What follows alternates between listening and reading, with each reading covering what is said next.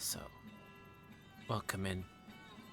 Sit back, relax, as we start through of The Left Right Game by Jack Anderson, aka Neon Tempo, which is originally posted on r/no sleep in 10 parts.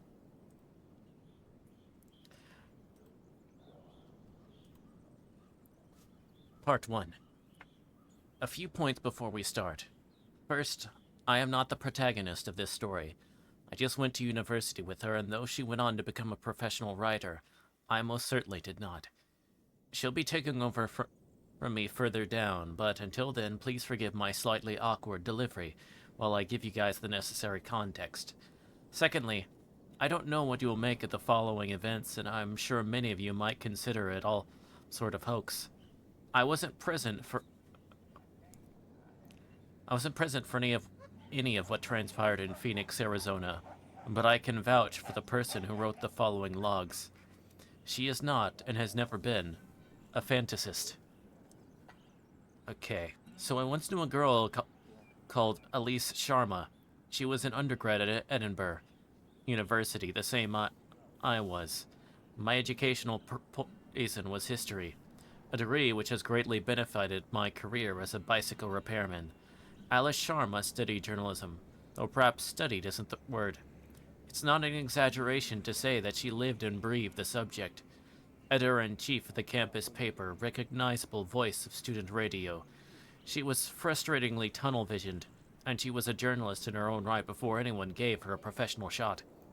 We met in student halls and became friends almost immediately, a meandering waster trying to stay off his parents' farm, and an intrepid, ambitious reporter may not seem the most obvious pairing, but I learned not to question it. She was inspiring and smart, and she proofread all my essays. I am not too sure what she saw in me. We were eventually flatmates down in London, where she chased her dream and I chased my tail. She got a few jobs here and there, but nothing befitting of her skills. After months of fruitless internships and rejections, Alice called a flat meeting, telling us that she was moving to America, accepting a position chasing stories for National Public Radio. The job had come out of the blue, the result of a Hail Mary application she thought had been dismissed out of hand. We threw her a bittersweet going-away party and put the room up for rent. That party was the last time I saw Alice Sharma. She dropped out of contact a few months after her departure. Complete radio silence. I assumed she was just busy, so I carried on with my small but happy life, and waited for her to pop up on television with some important words below her name. Chief correspondent, senior analyst, something like that. The radio silence was broken last week, and for reasons you'll glean further down, I'm less happy about it than I would have thought. Arriving home from work, I found a lone email in my otherwise bare inbox. An email that would later be transcribed as suspicious by my tech-literate friends. Despite being born in the early 1990s, I didn't own a computer until uni, and I've missed several important lessons in the world of cyberspace. Lessons like, don't call it cyberspace, of course, and more importantly, don't open emails with no text, no subject, and no sender's address. I realize most of you would have deleted this anonymous blank email immediately. My friends certainly would have. But beyond my basic ignorance about online safety, something further compelled me to open it. The only thing of substance in the entire message was a zipped folder labeled left.right.as. I don't have to explain what I was hoping those final initials stood for. Opening the zip folder, I found myself staring at a stack of text files, each one titled with a date, continuing sequentially from the very earliest file of 07/02/2017. To any Americans in the room, this is the 7th of February. I've since read the files a few times and shown them to some friends. They don't know what to make of it either, but they certainly aren't as concerned as me. They think Alice is just in a creative writing phase, and if I didn't know her, I'd have to agree. But the thing is, I do know her. Alice Sharma only cares about the truth, and if that's the case with these files, insane as it may sound, then it's very possible my friend has documented her own disappearance. The people who suggested this said you discussed strange occurrences. If you guys have come across anything to do with the below, or any of you know of the people involved, then please send any information my way. Has anyone heard of the left-right game?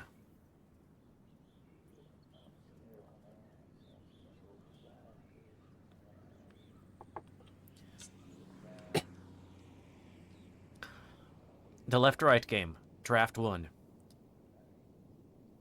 February 2nd, 2017.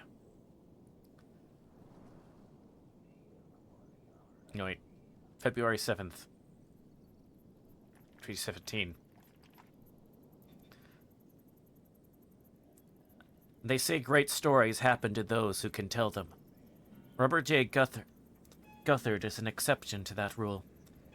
As I sit at his table, sip his coffee, and listen to him recount the past 65 years, it sounds like he's reading off a shopping list. Every event, his first job, his second wedding, his third divorce, none of them received more than 1 or 2 sentences. Rob plows through the years, the curt, dispassionate curator of his own personal history. Yet the story itself is so fascinating, so rich with moments, so wildly meandering that it somehow stands on its own merits. It's a great story no matter how you tell it. By the time Rob was 21, he'd gotten married, had a son, worked as a farmer, a boat engineer, and grew estranged from his spouse. Here's him talking about that. Of course, my wife started to get dissatisfied. I was away for a while. For work? Vietnam. You were in Vietnam? How was that for you? I ain't never been back since. That was everything he had to say concerning his first divorce in the entire Vietnam War. Rob had 4 marriages after that and even more professions. Through the war, he worked with a firm of private detectives, got shot at once by the mob, then he became a courier, which is how a poor boy from Alabama got to see the world.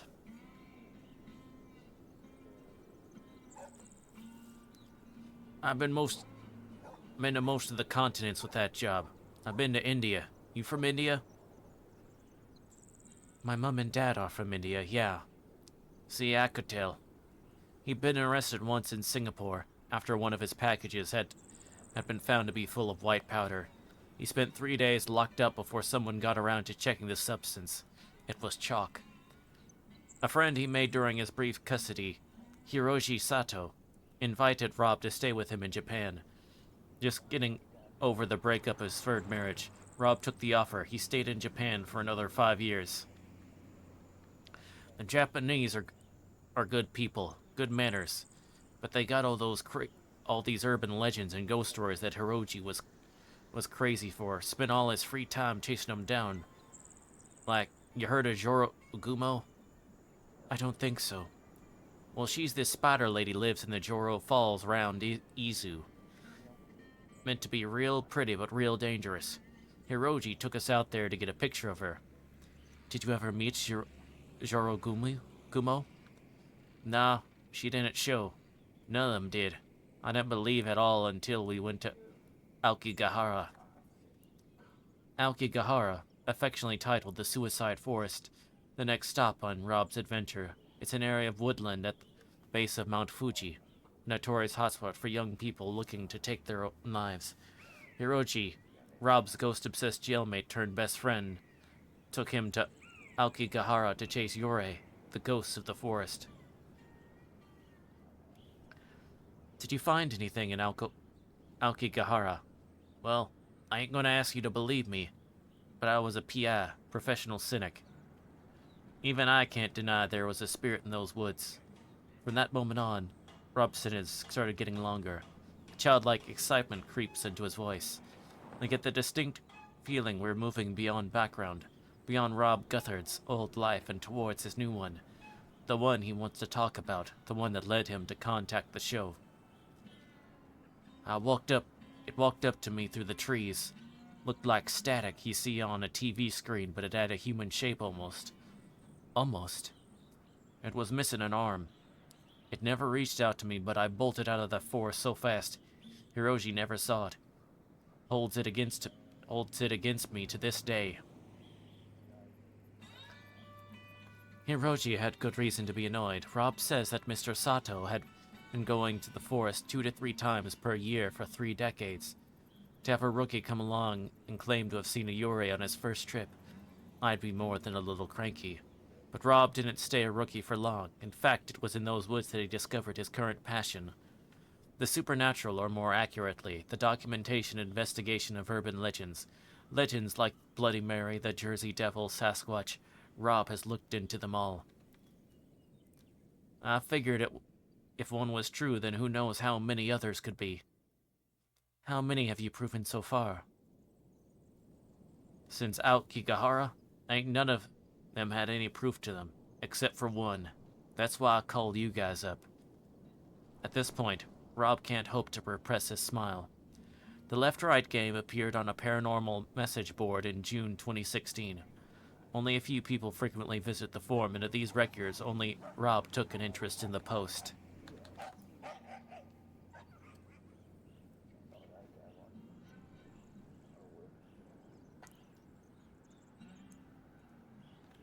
The whole thing had a level of detail you don't see in other stories.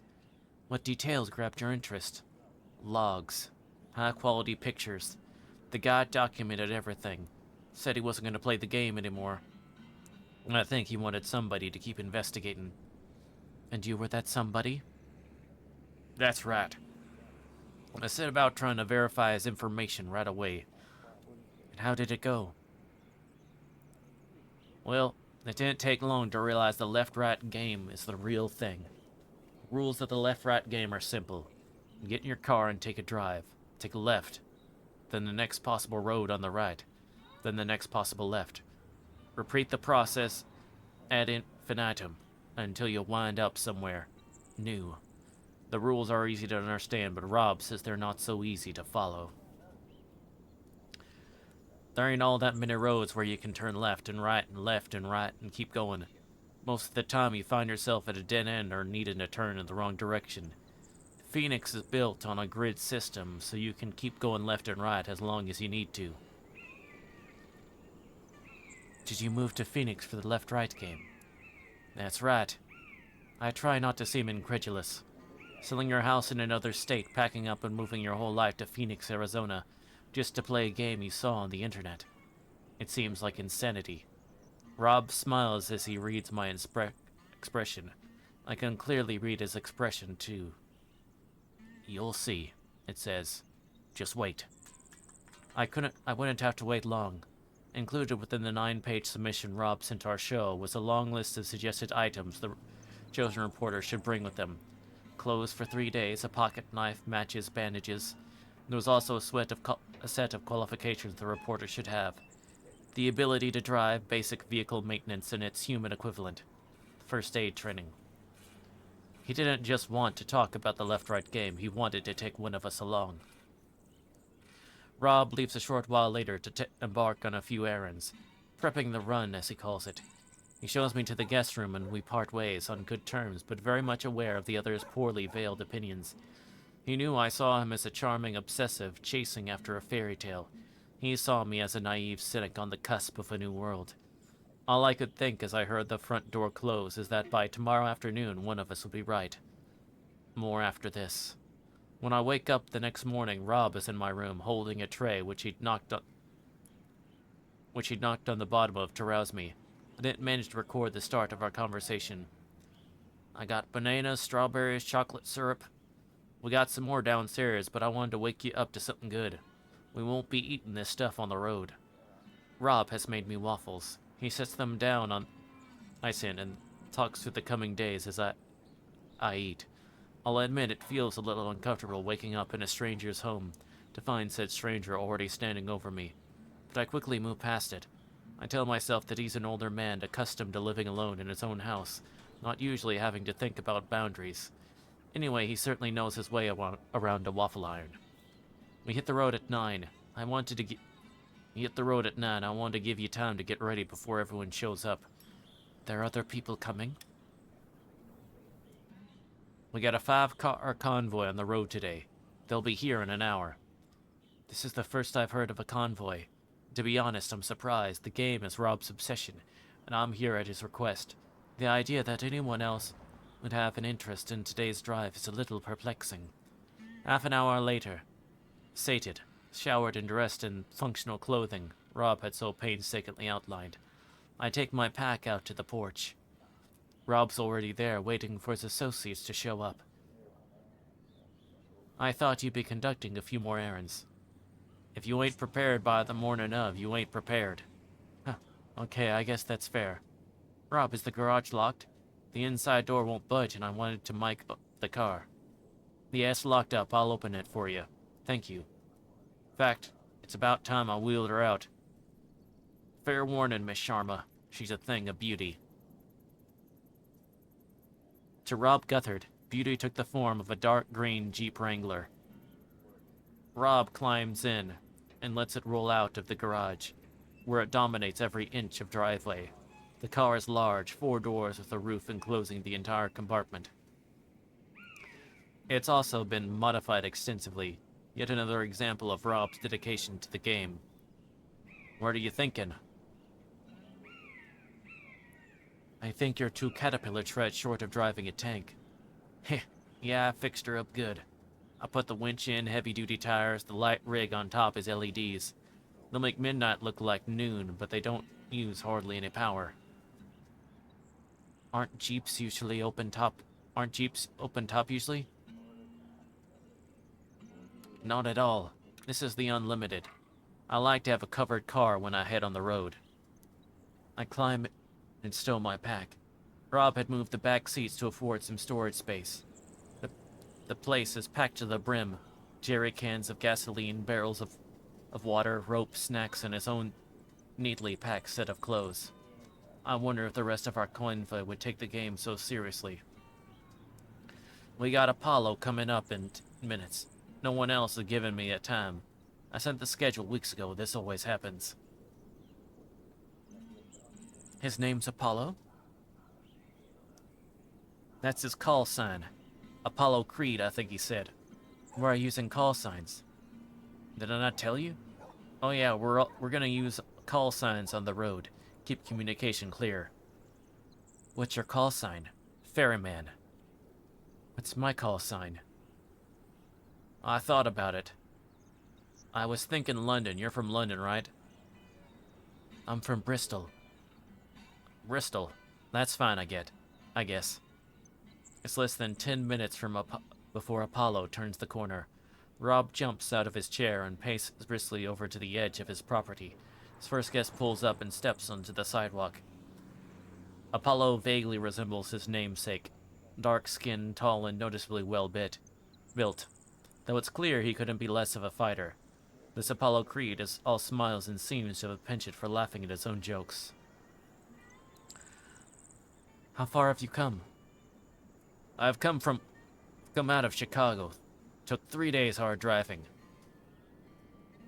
And you know Rob from the forums?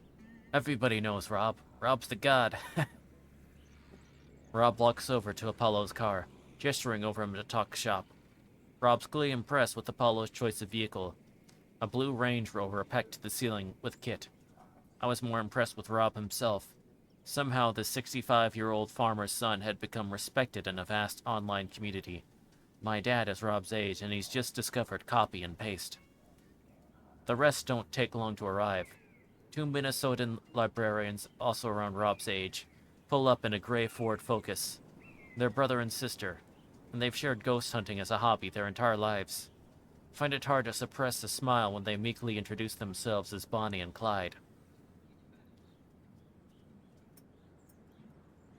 We could have gotten here sooner, but we had to up by to get some blankets. Pleasure to meet you, ma'am. Oh wait, I'm doing good. I do Minnesota, but hold on. Pleasure to meet you too. Would you be a journalist? That's right. That's right. You used to write for the town paper, didn't you? He's talking to his sister there. She nods. Clyde is clearly the spokesperson for the pair, yet they both seem incredibly shy.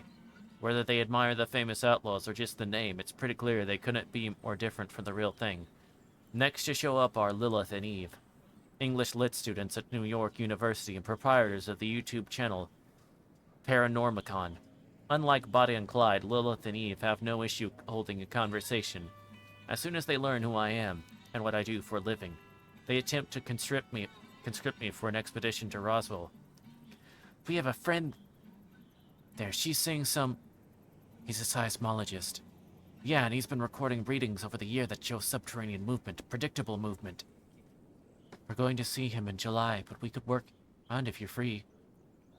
I'll have to check my schedule. Okay, cool. Let me give you my email. They quickly hurry off to film an intro for their latest video, featuring a quick interview with Rob, who seems pretty welcoming of the attention. The last two cars arrive within seconds of each other. A live, strong-willed older woman who goes by Blue Jay, and a younger man going by the call sign Ace. Blue Jay has arrived in a gray Ford Explorer. Ace, much to Rob's annoyance, has arrived in a Porsche. Do you think that's going to help you on the road? I didn't write that. It's my car, man. What am I meant to do? It's my car. You didn't read my itinerary. You got nothing packed in there. I did read it, okay, sir? Calm down, I have a bag. I won't ask for anything.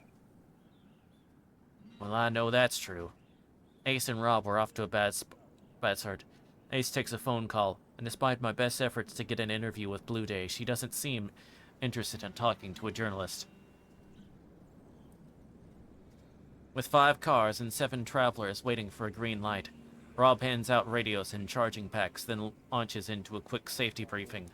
Wear seatbelts, stay in position. Communicate clearly and often. At this moment, I start to feel a little dismay. I like Rob, and clearly so does everyone else. He'd convinced all of them to drive across the country to join it with his game.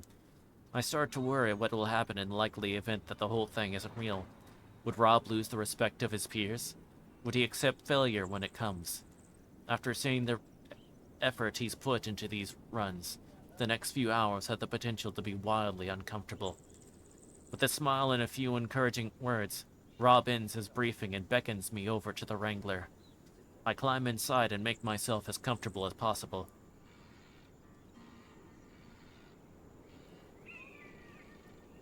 You ready for this, Bristol? I'm ready. Okay then, let's hit the road. The Wrangler pulls out of the driveway and the convo follows in order of arrival. Apollo, Bonnie and Clyde, Lilith and Eve, Blue Jay and Ace keep a steady pace behind us as we come up to the first corner. I'm willing to put money. Ace is gonna die somehow. Something bad's gonna happen to Ace. First. It's my little... I just have that suspicion. Anyway, Rob slowly and deliberately turns left, checking on the others in his rear view mirror. He looks back to the road as Ace's Porsche completes the first turn of the game. Shortly afterwards, Apollo checks in on the CB radio. This is Apollo for Ferryman. How many more to go, Rob? As many as it takes. I can tell Rob wanted to reserve the radio for something other than Apollo's quips, but he seems to like Apollo enough to let it slide. I'm not sure Ace would have received the same treatment. We take the next right, then another left. Now safely assured that everyone's following correctly, Rob speaks my thoughts aloud. You're wondering the same thing Apollo is. What do you mean? You're wondering how many turns we're gonna take before we hit some wall or something. Before you find out this is all just a story. Does that disappoint you? I'd be disappointed if you weren't thinking something like it. But now we're on the road, I gotta say something, you gotta listen to it. Okay?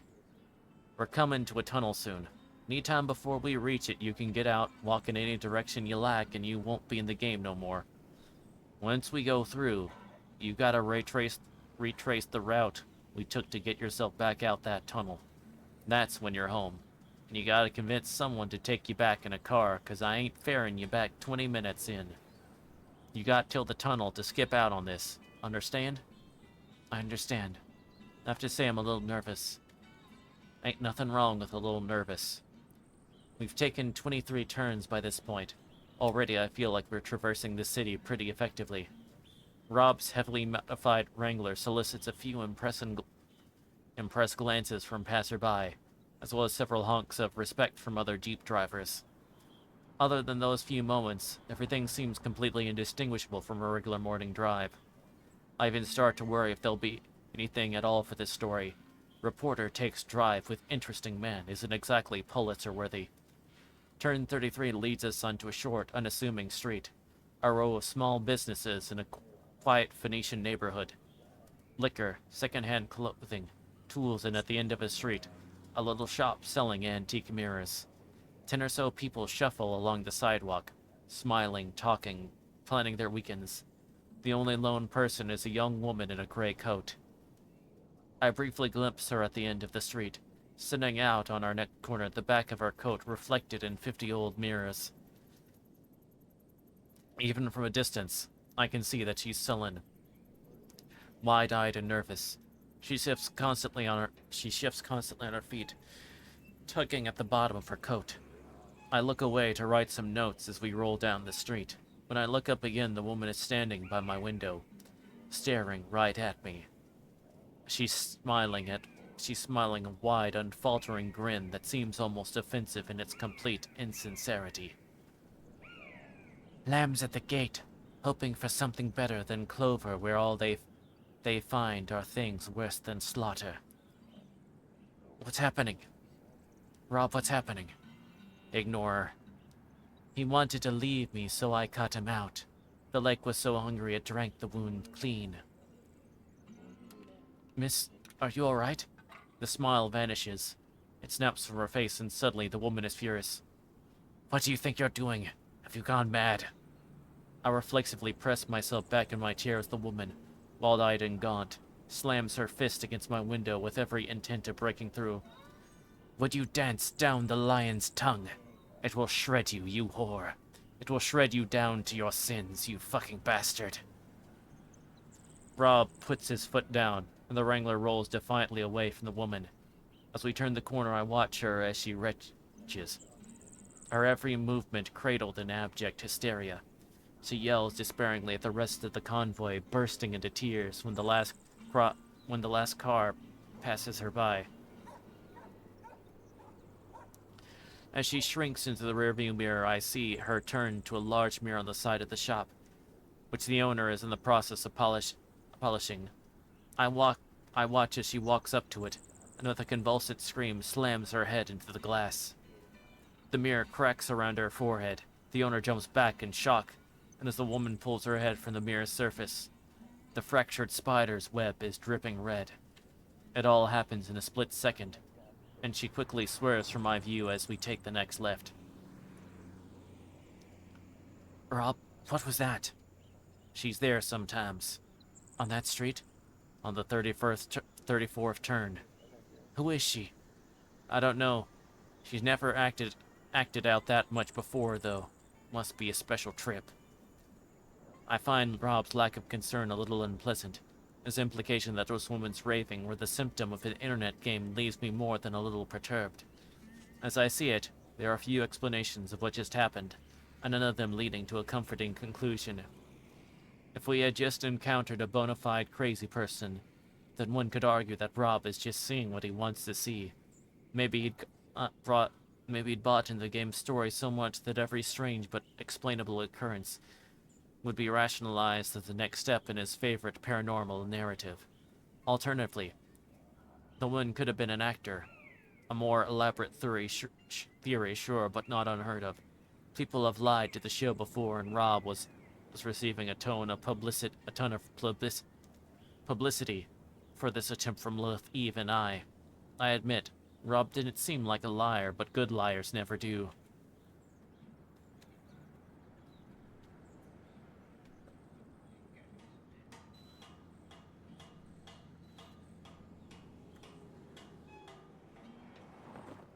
There is a third alternative, however, an alternative which, if you put logic aside, explains all the troubling little details that I couldn't help but notice.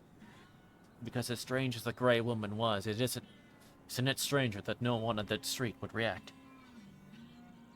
I couldn't recall a single glance in her direction by anybody on the sidewalk. Perhaps that theory falls apart when you consider the shock on the mirror seller's face, but when I think about it, he only reacted once the mirror shattered, And even then, I feel his attention was on the mirror itself. The radio crackles. Welcome in, Jess. We're getting the left-right game. Rex and enjoy it. The radio crackles. Lilith to Bristol. Sarah, you get that on camera. Do you have audio? I think I picked her up. My god, that was so weird. Can you send us the file when we stop? Can you ask Ferryman when we're stopping? What's our stopping point? For them, in about 30 minutes. For you, well, you tell me. Rob turns off a busy street just before a large intersection onto a much quieter stretch of two-lane road. Ahead of us, the road slopes downward, leading into an underpass, which disappears into darkness. We'd arrived at the tunnel. What is this supposed to pass under? I ain't supposed to pass under anything, it's just there.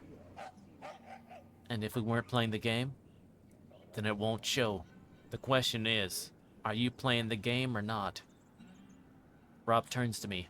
It's the first time he's taken his eyes off the road since we started. He pulls the car to a slow stop at the mouth of the tunnel. You get out now, you can go wherever you want to go. But through there, you'll need a car to get yourself home, and like I said, mine ain't turn around for a long while, you understand? It's a dramatic statement, but unsettling. It doesn't feel like he's attempting to dramatize. It feels like I'm having something genuinely asked of me. Am I ready for what's to come? Do I accept the risks involved? Do I consent to be taken down this road and the next road and the next? Am I prepared to see this game through, real or otherwise, to its end? What are you waiting for? Rob smiles and turns back to the road. He picks up the CB radio and holds down the button on the side. The microphone crackles. This is Ferryman to all cars. If anyone want to step out, then pull to the side now. Otherwise, stay in formation and have some supplies at hand. We've got a long way to go. Much like the game, I'm so tentatively playing. My view of Robert J. Guthard seems to change direction frequently. I'd heard all about his life, but I'm sure that I know him. I like the guy, but I'm not certain that I trust him. And though I admire his dedication to the left-right game, I'm not sure I'll like where it might lead us. Yet as he takes into the tunnel, his face vanishing and reappearing under the dim sodium lights, I can tell that he expects this trip to be a major step in his already impressive story. And this time, for better or for worse, I'm along for the ride.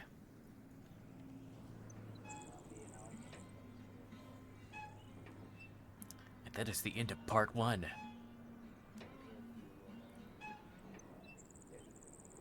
Let me continue, I'm just...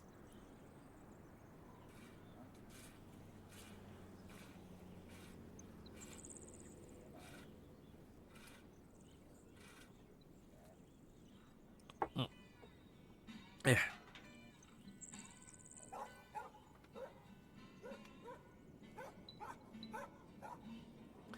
All right. Part 2. Hi everyone. I got the day off work and I wanted to start by posting up the next log. I also want to thank you for all your responses so far. A few people have linked me to sites that Rob J. Guthard may have operated on. Someone even offered to look for the mirror shop in Phoenix and try to retrace the route to Rob's neighborhood.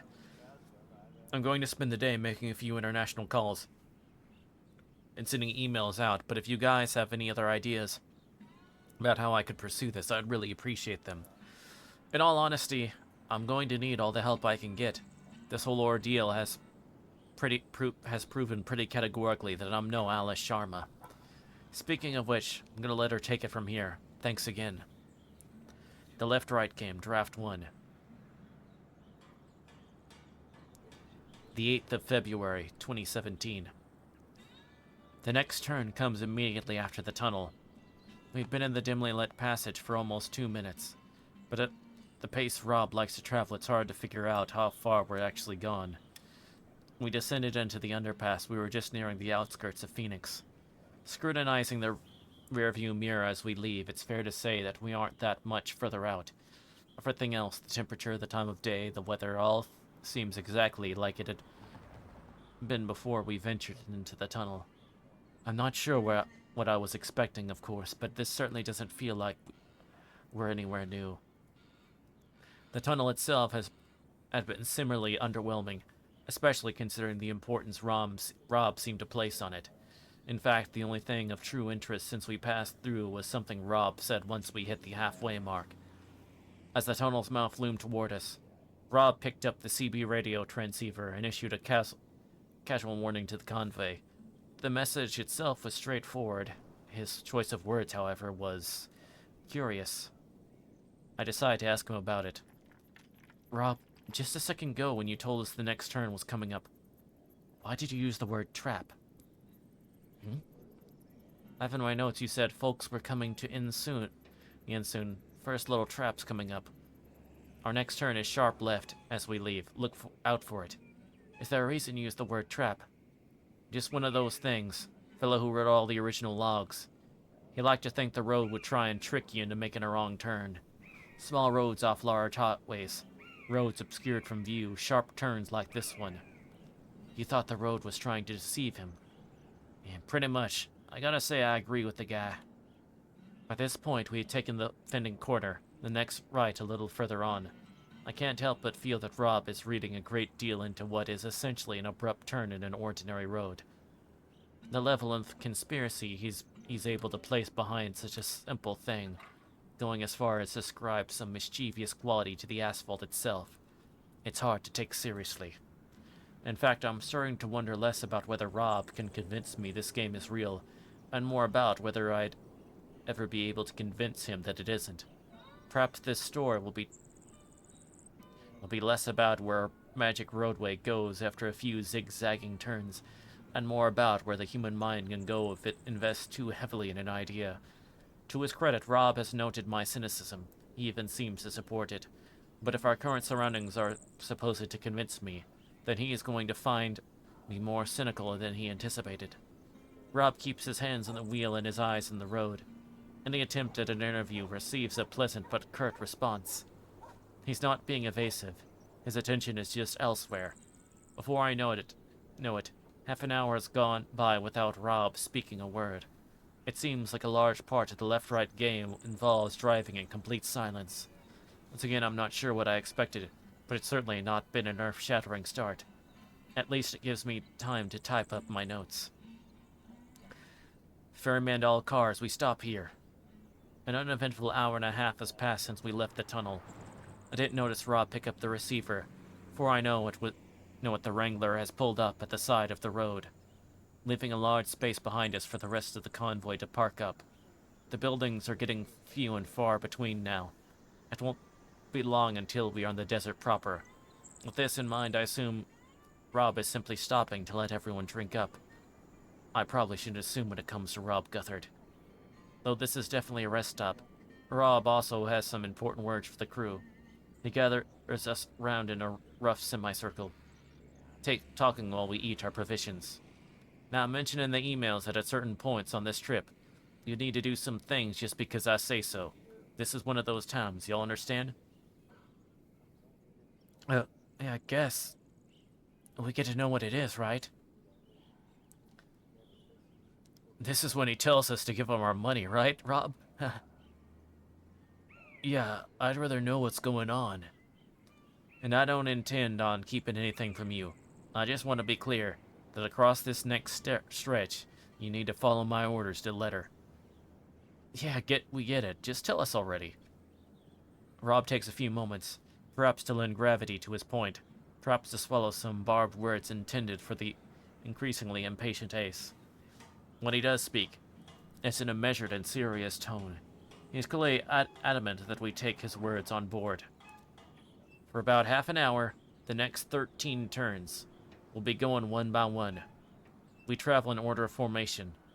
Me and Bristol will go first, then I'll radio the next car to follow. When you reach the Jeep, park up behind me. Then we keep going as normal. Now. Rob takes a deep breath in. When he starts up again, his speech is even more pointed than before. There's a hitchhiker on the road, a well-dressed man with a case. You pick him up. You take him where he needs to go. You do not, under any circumstances, talk to the man. To be safe, don't look at him.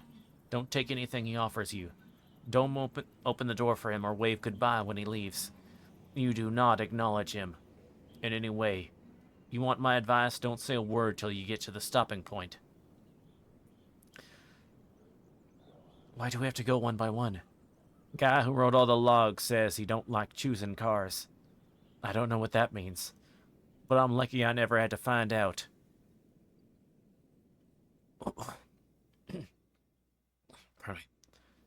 Why don't we just not pick him up? That isn't an option. Well, I mean, yes it is. I don't see why we... Damn it, you'll pick him up whether you want to or not. The group is silent. This is the first time Rob's raised his voice. In the ensuing stillness, Ace looks like he'd be more than happy to turn his car around and retrace the route back to Phoenix, leaving Rob in the dust with a few choice words. I can sympathize with him a little. Rob's been treating him as an annoyance, a tag-along who didn't do the homework. But at the end of the day, Ace is doing nothing to fix things. Also, Rob is essentially right. He didn't do the homework.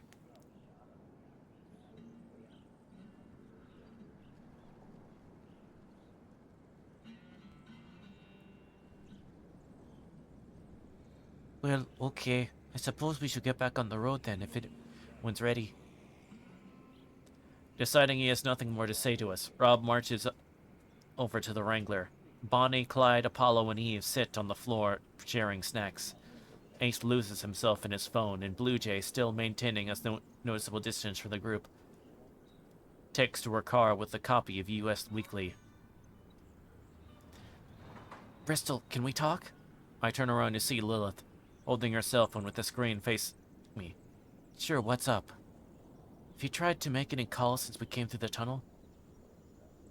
No, not yet. Why? Could you try? I pull out my own cell and dial into the office. The line's busy, which isn't exactly uncommon. Lilith watches intently, waiting for a reaction. I'm not getting through. They were busy?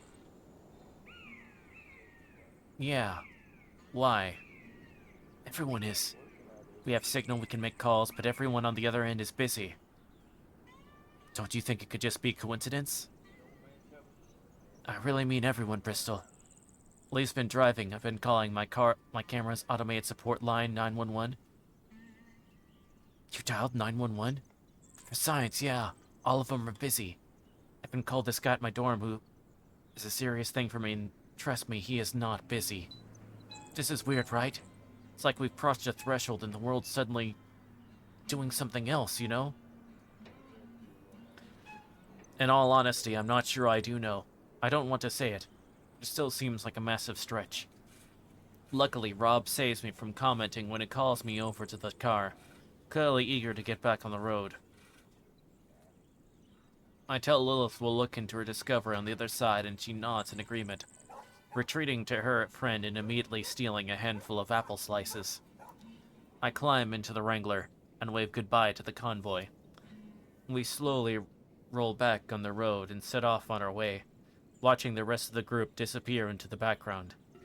I feel noticeably more isolated despite Rob's presence, or perhaps because of it. I'm not exactly sure. The hitchhiker shows up about 10 turns later.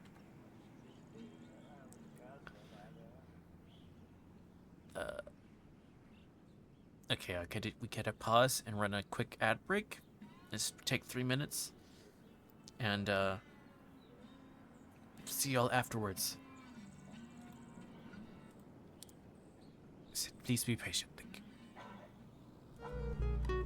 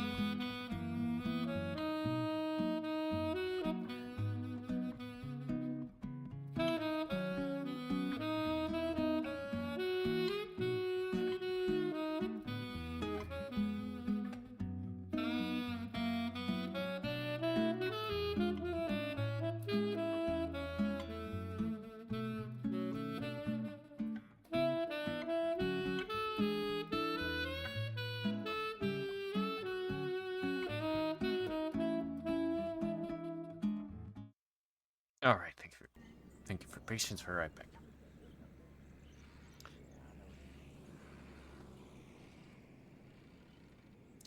The hitchhiker shows about 10 turns later. Just like Rob said, the man is incredibly well dressed. In a well-fitting brown suit with a dark green tie, even from a distance I can see his shoes are expertly shined, as is the varnished wooden case resting on the floor beside them. He stands on the side of the road and raises his hand gingerly, wearing a look of hopeful anticipation.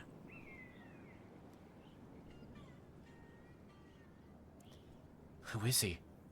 The hitchhiker. Is that really all you're going to say? It's all I can say. You understand the rules here. Don't talk to him. I'd say don't talk at all. Not until we stop. When we stop, we're safe. Rob veers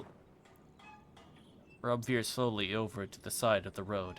The hitchhiker smiles appreciatively, grasping his hands together and shaking them in thanks. Picking up his case, he strolls over to the Wrangler whilst unbuttoning his blazer. See you on the other side. The back door opens, and the hitchhiker pulls himself into the storage area. Finding no seating, he settles himself cheerfully on some of the softer luggage just behind me. Not much in the way of seating back here, huh? I have to admit, I do feel a subtle urge to respond, even after the stern warnings I've received. To ignore the man seems almost instinctively rude. I was raised British, after all. So where are you all from? I'm traveling in from Oakwell. I glanced at him in the rearview mirror. He met my gaze and smiles. I flicked my attention back to the road. Counting the white lines, the stranger persists in trying to start a conversation. 10 minutes go by. The silence grows palpable, broken intermittently by yet another cheerful attempt at conversation. The topics include what nice weather we're having, our professions, our hobbies. In response, I busy myself with pointless but occupying tasks. I find myself playing games in my head, thinking of common phrases and making them into clunky anagrams. It seems to work, and after a short while, I start to habituate to the man's small talk. I almost don't notice that he's there. Maybe that's what allows him to catch me out. You're just a fucking disappointment, aren't you? The statement comes out of the blue. It's sharp, venomous, completely divorced from the idle questioning I'd be tuning out. I'm daydreaming when I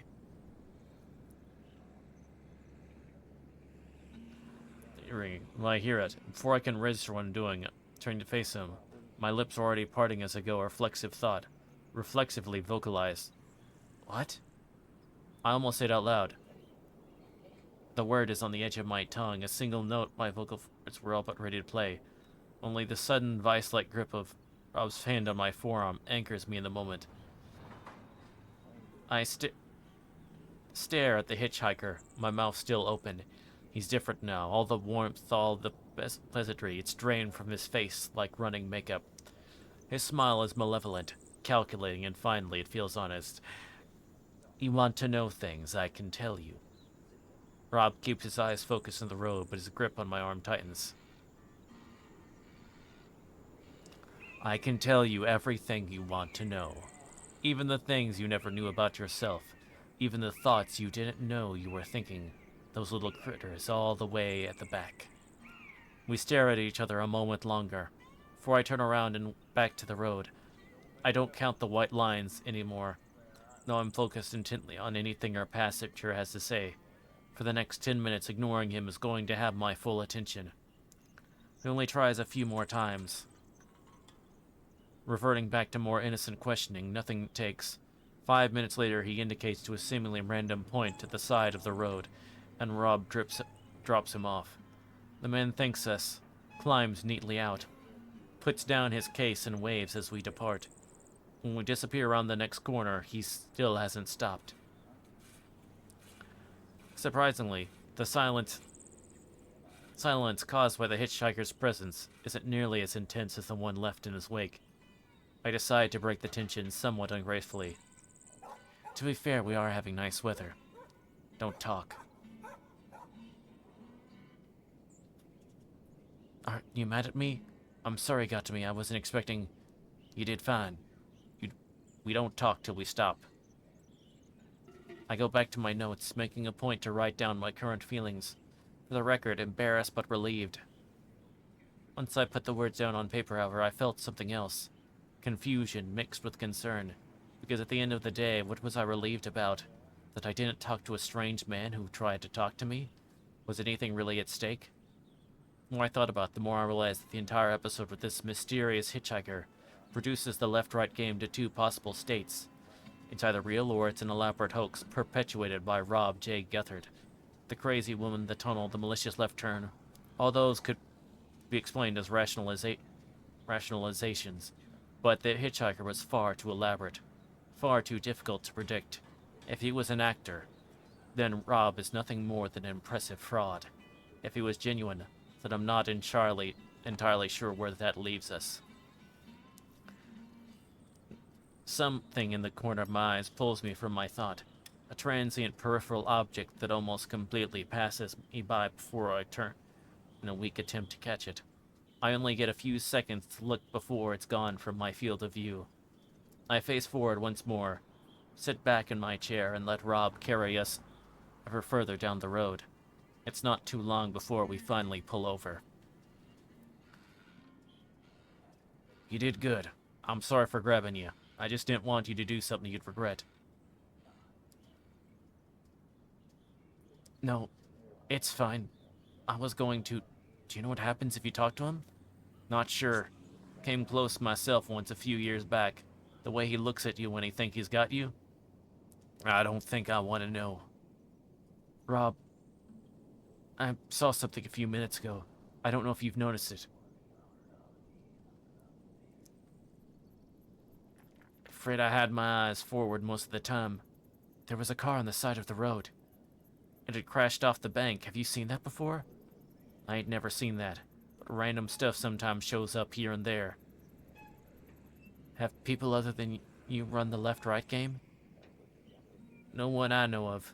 Whoever it was, they'd probably just rather crash than face that damn hitchhiker again. He's there on the way back, too? If you're unlucky. Well, something to look forward to. Rob picks up the CB radio and messages for Apollo to set off, repeating his warnings concerning the hitchhiker. I feel like everyone's going to get a similar speech before they embark. Ace will probably get it twice. Half an hour later, Apollo shows up. Though he laughs about the ordeal, he's clearly a little shaken. Guy should call himself an Uber. You can't shut those guys up. Do you guys have Uber in England? Yeah. Then, you know what I mean, right? Bonnie and Clyde arrive quicker than Apollo. They pull up at the back. Clyde helps Bonnie out the car and they proceed to stretch their legs. Once Apollo joins them, it's clear that everyone has a different story to tell. The hitchhiker offered Clyde travel suites, pleasantly but firmly insisting he take one. Apollo almost got talking about his music tastes after the hitchhiker asked to play something on the radio. The particular story does leave me curious about whether we still get NPR on this road. Rob customarily greets Bonnie and Clyde, then walks off to signal Eve and Lilith. He's still sitting in the Jeep when I meet him at the door.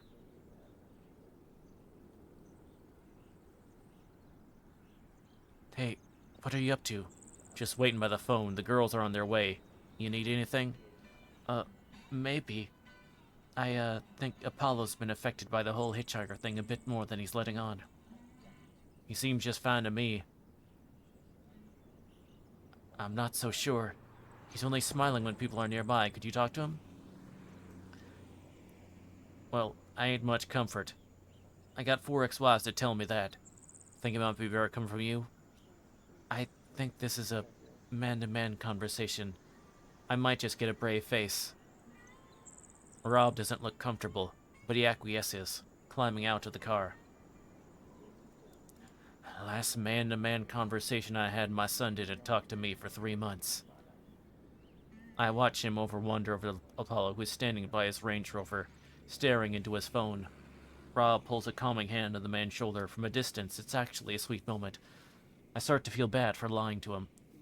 I carefully open the driver's side door and climb into the Wrangler, assuming I have around 20 seconds before Rob comes back. Picking up the CB receiver, I stare at a list of presets, labeled 1 through 9. I don't know which button I press to call Eve and Lilith, and I certainly don't have time to call everyone up. Rob handed us all a transceiver before we left. It's what he's been making the all-car bulletins with. Preset 1 puts him in touch with a transceiver in each car. I've seen that in practice enough times. The rest of the presets must access the transceivers individually, and if Rob is the man I think he is, he gave our radios an order of position. If that's the case, then either Rob or I could be preset 2.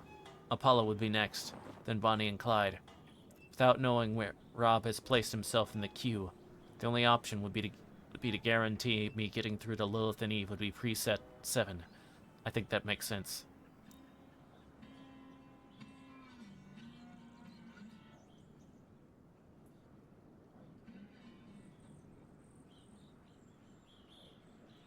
This is Bristol, to Lilith and Eve. Are you guys there? The receiver crackles quietly. I look in the wing mirror and see Rob making awkward small talk with Apollo. Perhaps his 4 ex-wives were onto something. Lilith to Bristol. How is it on the other side? We haven't seen a hitchhiker. By the way, I just phoned Eve and it went through. Sorry, could I have your number to test? Lilith, I'm phoning about something else. What's going on over there? Listening to Rob, I can imagine him making assurance that he's perfectly fine. I really don't have long at all. I have a mission for you, but you have to keep it secret. Sounds awesome. What's up? Once you're past the hitchhiker, there's a crashed car on the road on the passenger side. Whilst you're going past it, would you mind getting some footage? What sort of footage? Just zoom in and get as much detail as possible. You don't need to stop, just anything will be useful. Rob's starting to walk back to the guitar. I shift onto the passenger seat, still holding the receiver. Is there anything specific you... Talk to me later, not now. Thank you. Bye. I slam the receiver in its holster before Rob opens the door. He shrugs at me. He seems fine unless there's something he ain't telling me. The rest of the day is fairly uneventful. Lilith and Eve pull in, beaming about their experience with the hitchhiker and bragging about what the dashcam footage would mean for their channel. Lilith ends her story by insisting that nothing else happened for the rest of her journey, whilst directing a highly intentional look in my direction. I look away and make a mental note to catch up with her when less people are around. Blue Jay seems the least fazed by her run with the hitchhiker. We do manage to get a few words out of her, though perhaps a few is an exaggeration. I'm tired. After which she goes to sit down on her own. When Ace pulls up to the side of the road, he almost falls out of his car. His legs are weak, his face gaunt, his breath's quick and shallow. I try and get him to talk about on tape, but he shrugs me off, eager to hear where we're going rather than talk about where we've been. We travel for a while longer, now at around 486 turns, and nearing our first night on the road. Rob signals our stopping point, a quiet clearing at the top of a hill.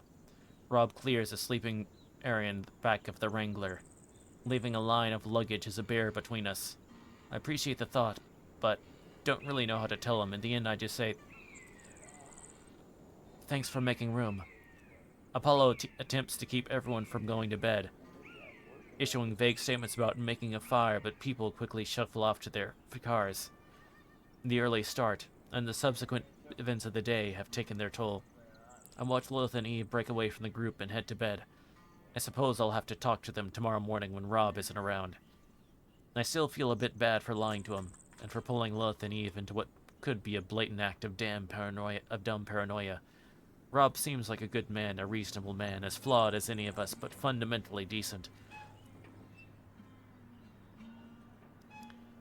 But fact remains that when I talked to him about the crash car, he clearly said, "No one I know of.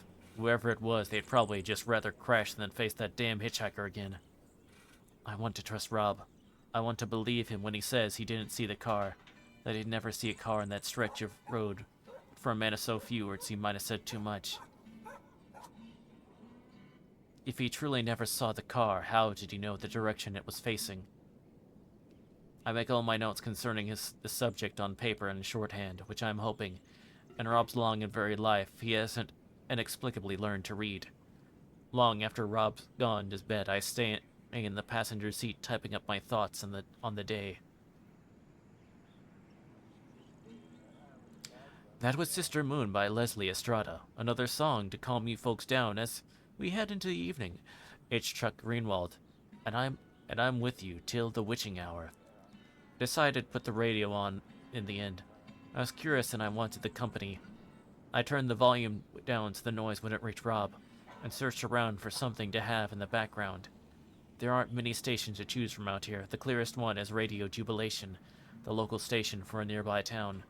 The current DJ, Chuck Greenwald, has been playing soulful folk music for an hour. It's been a busy week in Jubilation as we welcome in our new school principal. A very impressive guy who's bringing some new and interesting proposals to our community. It's got a few people talking about funding for the arts. If you got a view, we'd love to hear it. I finished typing up my less clandestine notes, and just then realized how tired I am. Wanting to sleep, but not yet prepared to move the single yard between me and the air mattress. I lie back in my seat listening to Mr. Greenwald address his beloved town.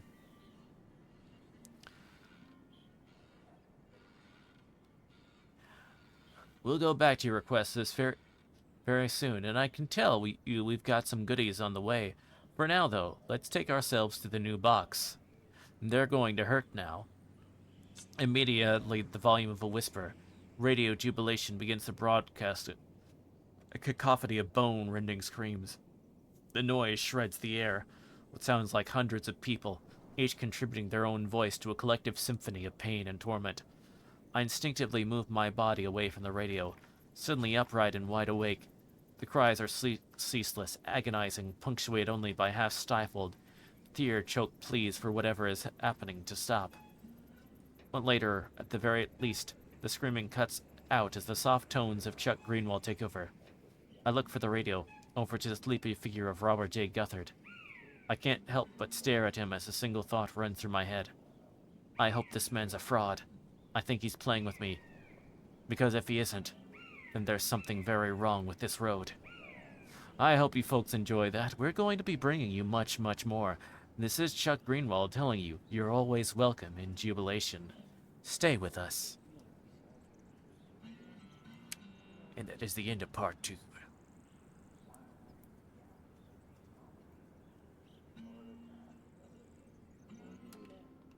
So gonna keep going. Hold on, I have that feeling like I'm going to sneeze, but my nose cannot make up its mind.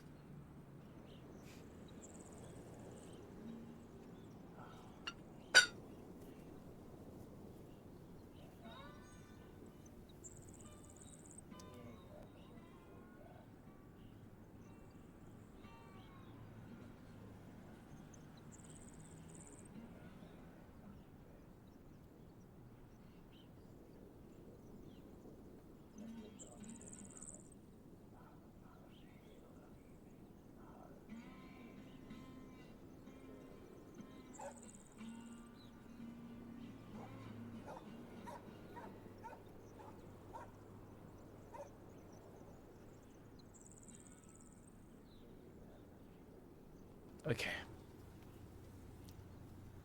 I think we're good. Alright, part 3. Hello again, guys. I finally got around to posting the next log. I would have put this up sooner, but unfortunately I've had bikes to repair. And if I don't do it, the customers might actually go online to discover it's not actually that hard. I want to thank you again for the help you've given me in finding Alice. The guy who said he tracked down the mirror shop is giving me regular updates on his progress. And I've received a whole lot of help going through America and missing person reports. If it turns out Alice's work hasn't heard from her either, and they're going through their emails of Rob's submission to the show. Everyone's been really helpful, so thank you. I've got to say, I'm sleeping worse since this whole thing began. It's strange to think that all the time Alice was out of contact, I was perfectly content. Yet now that she's got back in touch, every day I don't hear from her makes me that much more worried. That's assuming, of course, that it was her who sent me the email. I really hope it was. Thanks again, everyone, and please let me know if you find anything. The Left-Right Game, Draft 1. The 9th of February, 2017. Rice, non-perishable. Soy sauce, non-perishable. Salt, non-perishable. Eggs, well, they're perishable, but I bought them fresh, and I got hard-boiled that'll last a week. It's breakfast time. The start of our first full day on the road. Rob's been up since 7 o'clock cooking a meal for anyone who wants it. Viramon pulls us out of our makeshift beds and arranges us around his portable stove. Our bowls are already full before we realize there's a catch. The trade-off for this supposedly free food? A 10-minute lecture from Rob about the power of rice. See, in the Pacific, our guys used to be terrified of the Japanese. Whole armies marching on grains. Thought they were super soldiers. See, the Japanese know the secret. You give people rice in the morning and they're going for the whole day. After dropping 2 large spoonfuls of his favorite staple into a bowl and handing it to me, Rob breaks a raw egg over the top. The yolk clouds over as I stir it in. To be fair, the food is delicious, and it's fun to watch Rob on his soapbox. At least, there are some things he's willing to talk at length about.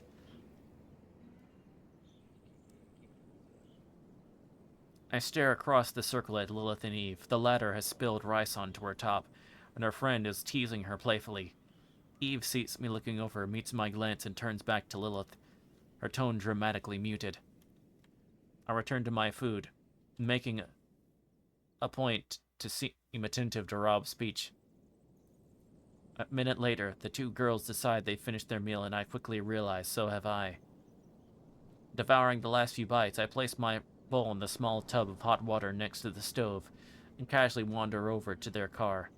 Lilith and Eve are facing away from me, silently packing up their sleeping bags. They refuse to look at me once I reach them, in a deeply conspicuous attempt at subtlety. Is he washing? I glance over at Rob. He's still talking at Bonnie and Clyde and Apollo, asking them to guess what breakfast translates to in Japanese. I think we're fine. You see the car? Without answering, Eve reaches into the back seat and picks up a MacBook, the repository of all of Paranormicon's footage. She presses play as Lilith and I huddle around her, blocking the view of any potential onlookers. The footage depicts a familiar road. Lilith and Eve must have dropped off the hitchhiker and just made the next corner. I can hear them talking about the experience, both terrified and thrilled at the events of the day. Eve reminds Lilith that they need to look out for the car. Lilith swears and the camera immediately starts scouring the roadside. There it is! See it, slow down, slow down.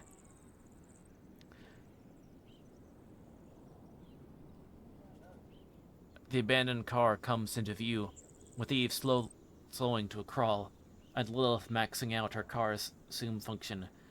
A precious few details can be similarly gleaned. The car's windscreen and driver's side window are broken.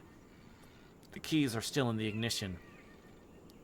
And once Eve overtakes the wreck, it's just possible to make out a dark stain soaked into the driver's seat. Stop the car! Just as Eve starts to slow to a halt, Lilith shuts the laptop. I glance between them, trying to keep my voice as low as possible. You stopped the car? I mean, yeah. We know you told us not to, but it's like really weird, so I went over and... You got out of the car? For the record, I was super against it. There's much in there. We didn't get in the road, except there was a bag in the back seat. Did you get a look inside? Yeah, do you wanna? Lilith nods right towards the back of their car. It takes me a second to realize what she's getting at. It's in the boot? It's in the what? It's in the trunk? Obviously. You can't just leave it there. Look, you can watch the rest of the footage anytime. We'll send it to you, but you need to look in this bag before we hit the road. I check on Rob once more. He's washing up the bowls and cutlery, exchanging small talk with Bonnie, oblivious to what's transpiring a mere 5 meters away. Lilith and Eve escort me to the trunk, performing our secretive huddle before Eve lifts it open. A brown leather duffel bag sits front and the center. It looks expensive but worn, probably a few decades old. The pair gesture for me to unzip it. Just to preface, I want to say this whole trip has been freaking weird. The bag isn't exactly full. I rummage through the loose contents, finding a few sets of good quality men's shirts and a pair of jeans. But further down, I find a small and well-used shaving kit. I'm starting to wonder what Lilith and Eve are so bent out shape over when my hand hits the hard edge of a straight rectangular object. Slowly with great hair, I manage to extricate it from layers of wool and denim. It's a package. A heavy square block about the length of my forearm, neatly wrapped in brown paper. It seems completely unassuming except for a black wire hanging from the underside. Leading back into the bag itself. Lifting the wire, a black plug rises out and swings slightly in midair. Turn it around. With both girls watching me intently, I turn the package in my hands. The wire connects to the charging point of an old Nokia 3210, which in turn is superglued to the package along with a few shards of exposed circuit board. Last, but certainly not least, are the words emblazoned on brown paper. An imposing black typeface, C4 explosive. My mouth feels dry. I wasn't expecting that. I know, screw this road, right? There was tons more in this trunk, too. It was insane. Is this dangerous? Not right now. It's basically inert unless you have the detonator. Are you sure? We have Wikipedia downloaded on our hard drive. It's the only reason Eve bring it here. She reads the article like 3 times. Anyway, the Nokia is out of battery. Well, I'm not even going to ask how you know that. I don't get this. Why would someone bring plastic explosives for the left-right game? And what the hell are we heading into? I have no idea. Do you know if Rob has any? If I have any, what? When I look up, Rob's only a few steps away from us. I hide the C4 behind my back, dropping it into my satchel next to my notebook. I just managed to pull my fingers out of the way as Eve instinctively slams the trunk shut.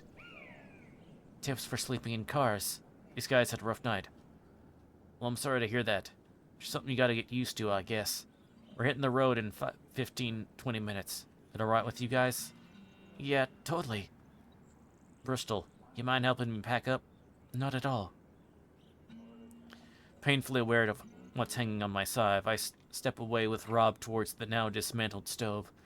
Looking over my shoulder, I see Lilith and Eve are watching us go. Their face is awash with apprehension. I can't say I feel the same. Despite my surroundings and the multitude of unsettling events, I don't have space in my head for apprehension just now. All anxiety is slowly being pushed out, its territory annexed by a bolstering sense of resolve. There are far too strange things happening on this road, and even if it kills me, I'm going to find out what they all mean. Rob, can I talk to you? Alright, Ace. Rob, can I talk to you? Packed everything in the back of the Wrangler, and are about to back on the road when Ace comes up behind us. Rob turns around and I sense an icy shield raising up as he curtly addresses our compatriot.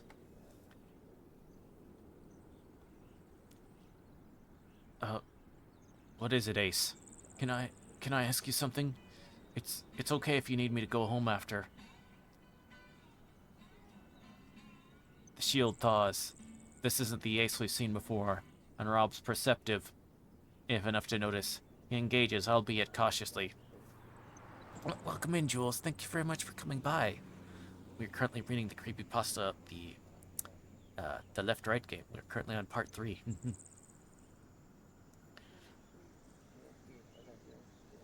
What do you want to ask? Ace shuffles uncomfortably. Suddenly, he seems much younger. Does anything happen if you don't pick him up? Damn it, Ace, I told you. You can't tell me what happened. I was making my way down the road and I was angry at how you've been, and when I saw the hitchhiker, I thought I should, do what I said and just drive by. Ace starts to tremble, unable to meet Rob's eye. A minute later, I look into the rearview mirror and he's sitting in the back of my car. He's just talking about the weather. I mean, I swear I didn't pick him up. When I think about all these memories coming back, I start to remember pulling over, letting him in. It's like I did it, but I didn't even... Did you talk to him? No, I promise I didn't say a word. Rob stares at Ace in silence. Ace hangs his head like a penitent criminal facing judgment. Feels awful, don't it? Ace finally looks up, confused at Rob's words, searching the man's expressions for clues. I did the same as you the first time, just drove right by. Was I gonna let some stranger in my car? Nearly jumped out of my skin when I saw him in the rear view. Rob grins at Ace, who manages to smile shakily back. Was it el autostopisto? I don't think so. You ain't got the right gear for this, Ace. I like to run a tight ship, and I gotta say it pissed me off. If you want to turn that Porsche of yours around, no one will think any of less of you. But if you want to keep on this road, how about you try to listen more and I'll try to be less of a hard ass. Rob holds his hand out for Ace to shake. It's an offer of peace, or at the very least an offer of terms. Ace accepts it, grimacing only slightly as he faces Rob's iron grip. About time we hit the road. 5 minutes later, we're rolling into a deep valley, each member of the convoy appearing over the crest of the hill behind us. Everyone's present and accounted for, including Ace. I have to say I'm impressed. With what? With how you handled Ace. One might presume a guy who's been divorced 4 times isn't the best at conflict resolutions. Divorce is conflict resolution. That's a good point. He seems to be saying the hitchhiker made him pull over. Is that really what happens? Yep, he always ends up in the back seat, and you always remember him picking him up. It's just, that's not scientifically possible. Get used to that. We spent the next 2 hours in silence, with me typing up my notes and Rob navigating the sparse few turns that show up every now and then.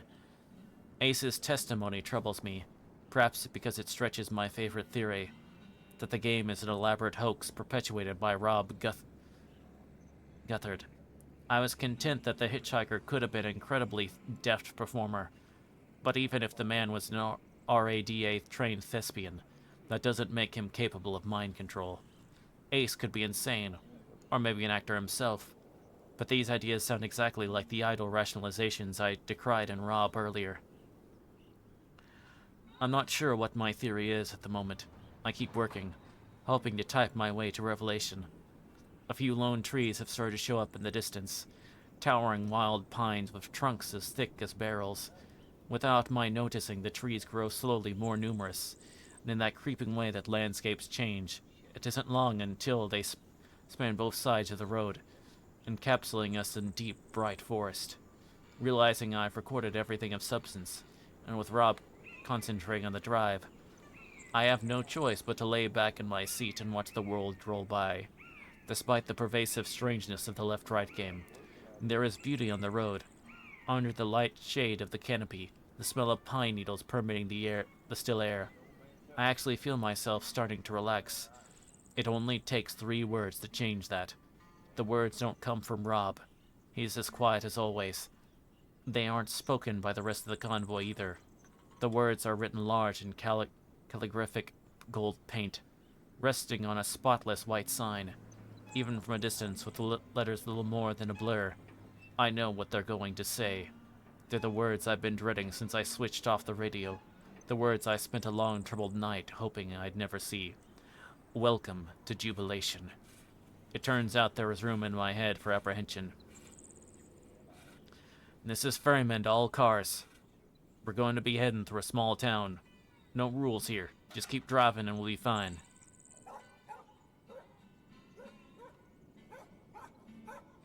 Rob pulls his radio back into the receiver. I try to ignore the distinct knot in my stomach. What does the name Chuck Greenwald mean to you? About as much as John Doe. Why? He's the radio DJ here. In Jubilation. How do you know something like that? I was listening to his show last night. What do you know about this place? Seems like a good town. Folks don't pay attention to you. I just head straight through. You've never seen anything untoward? Some weird stuff now and again. I like to keep my eyes on the road. The forest clears abruptly like a parting curtain to reveal a picture-perfect American town, archetypal almost to the point of self-parody. We arrived in Jubilation. There's no denying this town is beautiful. We're welcomed by a row of vibrantly colored shops spanning the length of a long, wide street. At the far end, an ornate gray-walled town hall proudly surveys its domain. The place is immaculate. I failed to find a solitary piece of litter on the sidewalk, a single smudge in the plate glass shop windows. Every inch of Jubilation is pristine, tranquil, and noticeably deserted. Where is everyone? I don't know. There's usually some around. Maybe there's a game on. We take the next right, then another left. The story's the same at every turn, a beautiful, leafy suburban town entirely bereft of its human population. The cafes are free of bustle. The surface of the public pool is still. We even see the school, a row of finger-painted faces smiling at us from the kindergarten windows as we pass by. The building itself is locked up, however, which is odd, seeing as it's noon on a Wednesday. Eventually, the Ranger pulls up to the first residential street we've encountered. The sign on the corner reads Sycamore Row. The quaint shops are replaced by luxuriant houses, all of them identical. White walls, wide porches, and fresh green lawns cut to uniform length. The road stretches in a straight line for about a mile, creating an eerie corridor of copy-pasted buildings. The strangest thing about the street, however, is vocalized by Rob. Well, I guess we know where everybody is now. In front of every house, a dining room table stands at the lawn, occupied without fail by a family of 4. One husband, one wife, one son, and one daughter. They're sharing a meal together. A unit on the left clink of their glasses of orange juice as they dine on pork chops and salad. The family on the right share a large hunk of meatloaf, broad smiles on their faces. Staring along the road, I estimate upward of 800 people, in neat subsets of 4, all dining at the same time. None of them seem to notice us. Ferryman to all cars. Looks like we've come across a town celebration. Let's not bother these good people as we pass on through. Rob lets the car slowly down the street, his foot light on the gas pedal. Tries to make as little as noise as possible. The more families we pass, the clearer it becomes that every single one of them share common characteristics. All of them are impeccably dressed. All of them consist of the same subset: husband, wife, son, daughter. Though their chosen meals vary slightly, they share a raucous, almost oppressive happiness. Small-town America, am I right, guys? Apollo's jokes don't make things any better. I feel claustrophobic, trapped.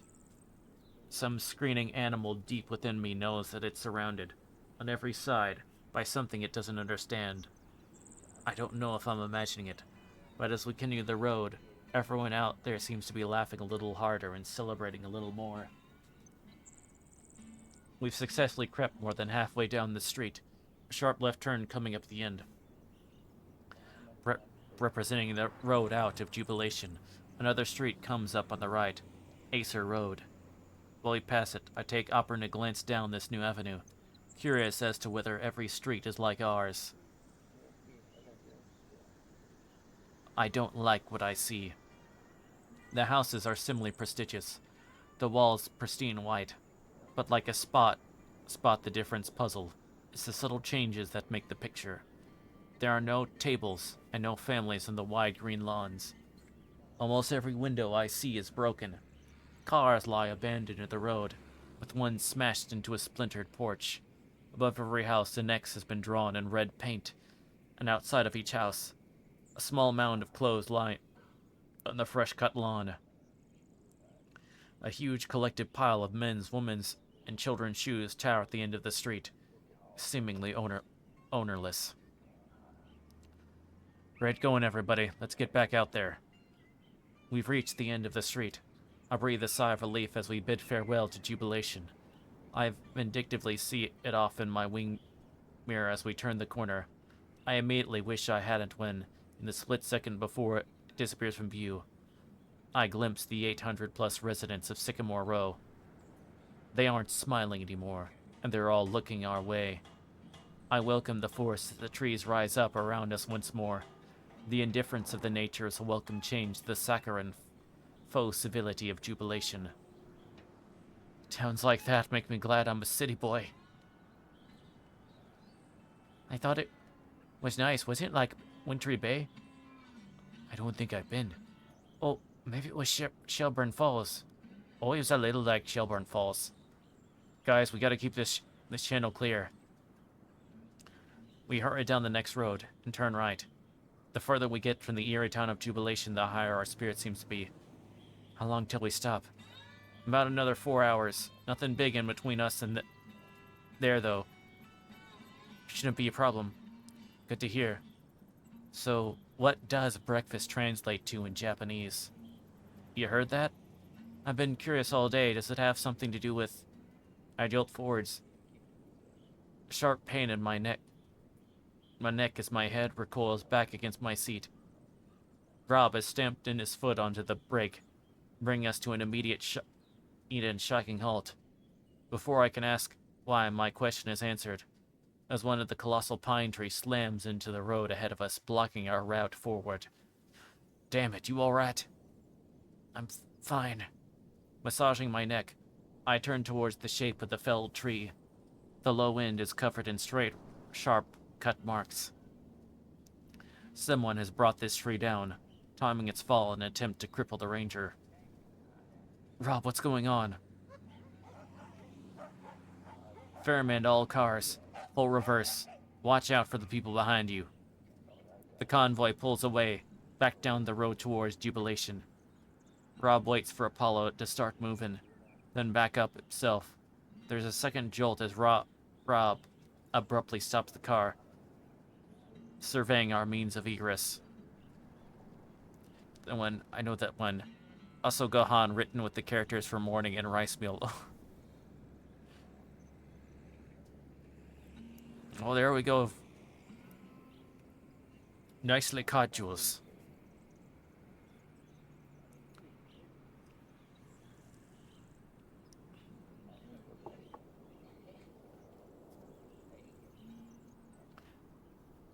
Rob's right. So the tree has fallen across the tarmac. Only the thin treetop lies over the grassy bank between the road and the forest. There's a bit of a valley between the edge of the road and the grass, and Rob wastes no time in showing the others how to negotiate it. Twisting the wheel, Rob dry steers towards the gap and proceeds cautiously towards the roadside. I watch the asphalt disappear beneath us moments before the telltale bump. The Wrangler drops down the small bankside and turns around the fallen tree. I watch the needle-covered tip brush against my window as we roll past. With a second bump, Rob brings us back onto the road and pulls us over to the far edge, turning the Jeep to face toward the convoy. Okay, Apollo, make your way. On it, Rob. As Apollo swerves towards the gap, I hear something. The sound of a running engine. At first so quiet, it's almost impossible to isolate it from the convoy's own rumblings. It's since grown louder, however, and it's growing steadily more noticeable. Rob. Someone's coming. Apollo, get yourself moving over right now. All cars, you're on double time. Get moving. Apollo accelerates towards the gap. His Range Rover shudders, banking on the grassy decline, but it's hardly an effort to pull himself around the tree and back onto the road. I think Ace is screwed. The noise in the distance grows louder. I can picture the vehicle careering towards the corner, just one turn away from having its windshield locked on the convoy. Though I have no idea what it might be, I don't want to share road space with anything coming out of Jubilation. The rest of the convoy can hear the noise now. Bonnie and Clyde roll over to the gap, and quickly but tentatively push themselves down onto the side. It's clearly harder than Rob and Apollo make it look. For a few moments they travel across the bank, bring themselves on the other side. The vehicle turns the corner. A white truck skids into view, its tires shrieking against the road. A metal beam sticks up behind the driver's compartment, and a hook swings with the momentum of the hard right turn. It's a tow truck, though something tells me it's not here to lend us assistance. All cars, once you're on the other side, drive. Wait around the left turn. I'll radio if they get by me. What about you guys? I'll come once everyone's across. Now ain't the time for questions. Eve and Lilith, get over here now. Still have time to get everyone across, but every passing second feels like a precious, fleeting loss. Eve and Lilith are impatient for their turn, dropping onto the roadside and coming back up in a matter of seconds. The truck is graining with incredible speed. I can just about make out the word Jubilation Recovery scrawled across the hood. The letters are rapidly becoming easier to read. Blue Jay takes her time dismounting the road. In fact, she's almost casual in how she maneuvers, whittling away at the remaining seconds we have. A swell of anger wells up inside of me as her wheels hit the road again. If she's calm about this situation, then good for her, but I can see Ace drumming his fingers frenetically against the steering wheel, now stranded alone on the other side. I watch Blue Jay following the rest of the convoy to the next turn, displaying none of the urgency everyone else has shown. Take it easy, Ace, you ain't built for this. Ace takes the corner, heeding Rob's plea for caution, but unwisely almost head on. His front wheel thuds over the edge of the bank, and the chassis hits the tarmac. The drop is just a little too steep for the Porsche's clearance. Rob's warnings ring in my ears as Ace accelerates on three wheels. His car engaging a slow turn with little forward motion. Rob, what do I do, Rob? The pickup truck maintains its speed and aligns itself with Ace's Porsche, its thundering velocity defying all logic, all concern for Ace's or their own safety. Get out of the car, Ace! Get out of the damn car!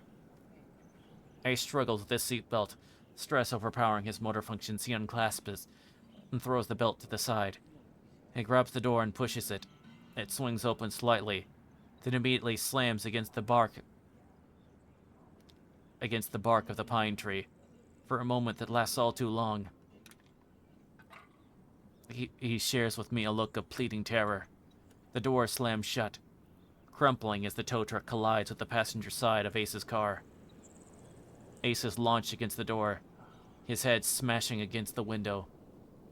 The ungodly racket of shrieking metal suddenly gives way to silence. Shit. Rob climbs in the back of the car. Rob, what can I do? Stay here. I hear Rob rummaging through the luggage. The tow truck reverses out of Ace's Porsche. The hood of the tow truck is completely possibly unharmed by the impact, as are its two occupants. They park the truck side on us, the hook hanging a few meters away from the back of the Porsche. The words Jubilation Recovery appear again, now accompanied by a slogan, Here to Help. Two men in white shirts and blue overalls climb out and wander over the ruined Porsche. They barely seem to register the situation at all, casually chatting together as they throw open Ace's passenger side door. The stunned Ace looks like he's battling a concussion, only barely cognizant as he's pulled out of the car. He quickly grows more aware as the mechanics grab him by each arm, struggling against them as captors talk amongst themselves. Let him go. When I turn around, Rob is stepping out of the Wrangler. Apparently, hidden within those neat stacks of luggage was a loaded hunting rifle. Rob raises the stock to his shoulder and repeats himself, "Let him go." The mechanic pays no attention to Rob. They continue to frog march Ace over to the truck. One of them making quiet joke to the other as they go. They laugh. An awful bang erupts beside me, and a deep red hole bursts from one mechanic's torso, blood slowly seeping out of the wound. Inexplicably, the mechanic does nothing more than look down at his wound, up at Rob, then back to the matter at hand.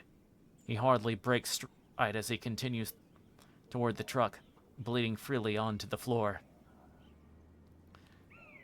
The mechanic arrives at the back of the truck with Ace.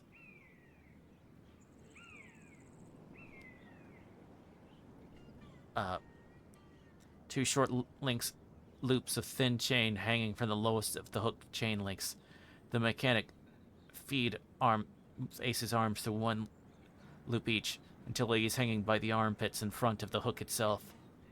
Rob fires another shot that goes nowhere. The mechanic grabs a handful of Ace's hair, chatting as they do so, and lift Ace's head up until his lower jaw is just above the hook. In that moment, despite everything, despite all my journalistic ideals, my pursuit of truth, my duty as an observer, I close my eyes. The visual disappears into darkness, but the sound doesn't. The impact and sorrowful, obstructed groan that follows penetrates my bones, reverberating through my very being. Another gunshot, and the sharp twang of metallic ricochet. Ace's cries continue as the engine starts up and it carries him off back to jubilation. I hear another gunshot that sounds like it hits nothing but air, as the engine and Ace's whimpers grow quieter. A few moments before one final, measured gunshot echoes around the car. Damn it. Damn it! The Wrangler's chassis clangs as Rob kicks the side with all his considerable might. I open my eyes to see a fallen pine tree, a ruined Porsche, and an otherwise empty road. When Rob clings into the car, it's clear he's trying to regulate his breathing. An internalized rage is lighting him up, barely under his control. We have to go. Rob turns us around, pointing the Wrangler down the road. The quiet of the car echoes in my ear, along with other noises I can't help to forget.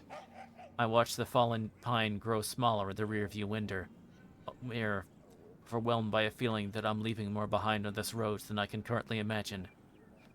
Bereft of conversation, of logic, of any semblance of comfort, Rob and I do the only thing we can. We take the next left.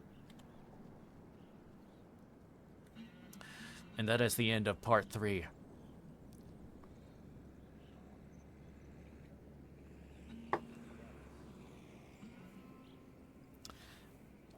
Which, unfortunately, I was right on, Ace not making it. And him being the first. I would have thought the hitchhiker thing would have gotten him.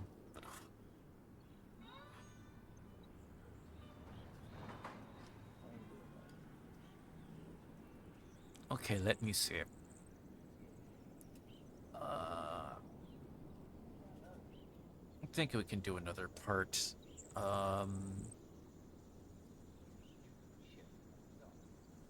We'll go ahead and do part 4, but I gotta take a quick ad break before we do. So I will see y'all back right after.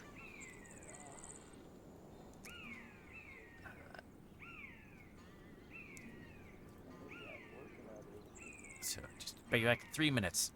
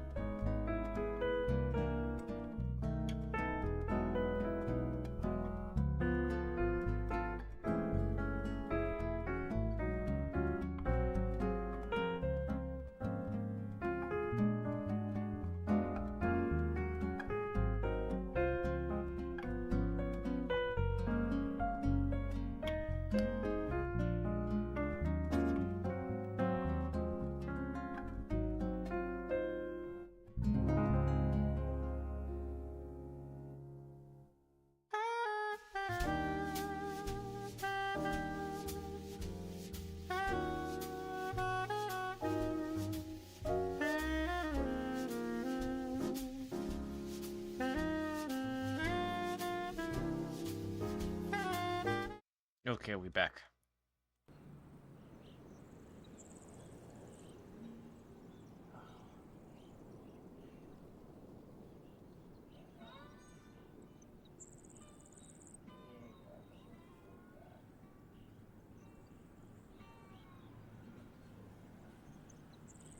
Wait, did...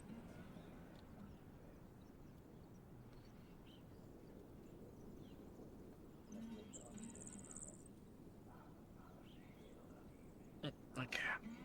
Pardon me. Alright.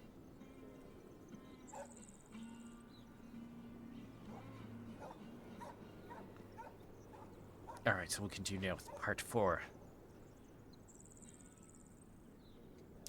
Yeah, no, which is going to be the last part we do for this tonight, I think.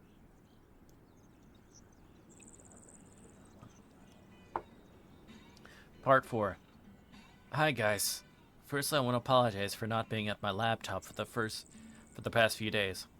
I had to attend a wedding in Scotland for one of my uni friends. They booked it midweek, and between you and me, I don't think it's going to last. Which means not only have I neglected you guys, but I've also wasted money on a rental suit and a John Lewis tea set. What's a John Lewis tea set? Does it look nice? I'm sorry, my tea obsession is like a minute. Okay, what does a John Lewis tea set look?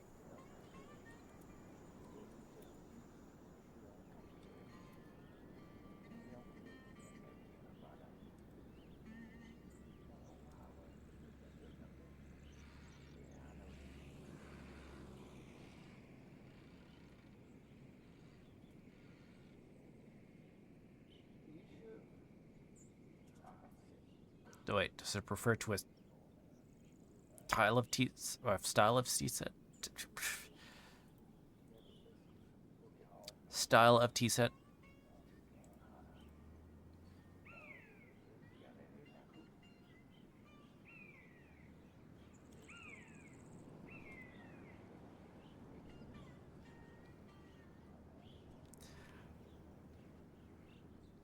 Okay, is it like a company?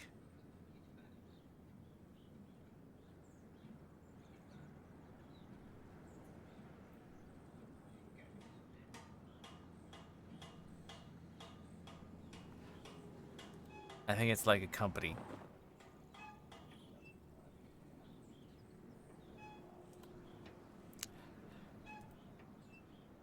Okay, sorry, I'm getting to the Super Sharp Metro according to the interweb. Oh, okay. Okay, thank you for that. That makes sense now.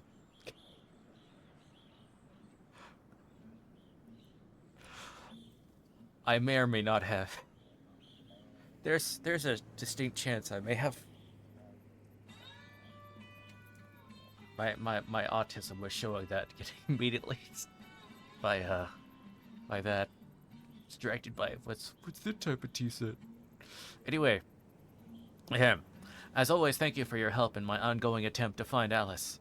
I'm now in full contact with the radio show she was working for, and they'll be sending over Rob's submission to the show as soon as they can.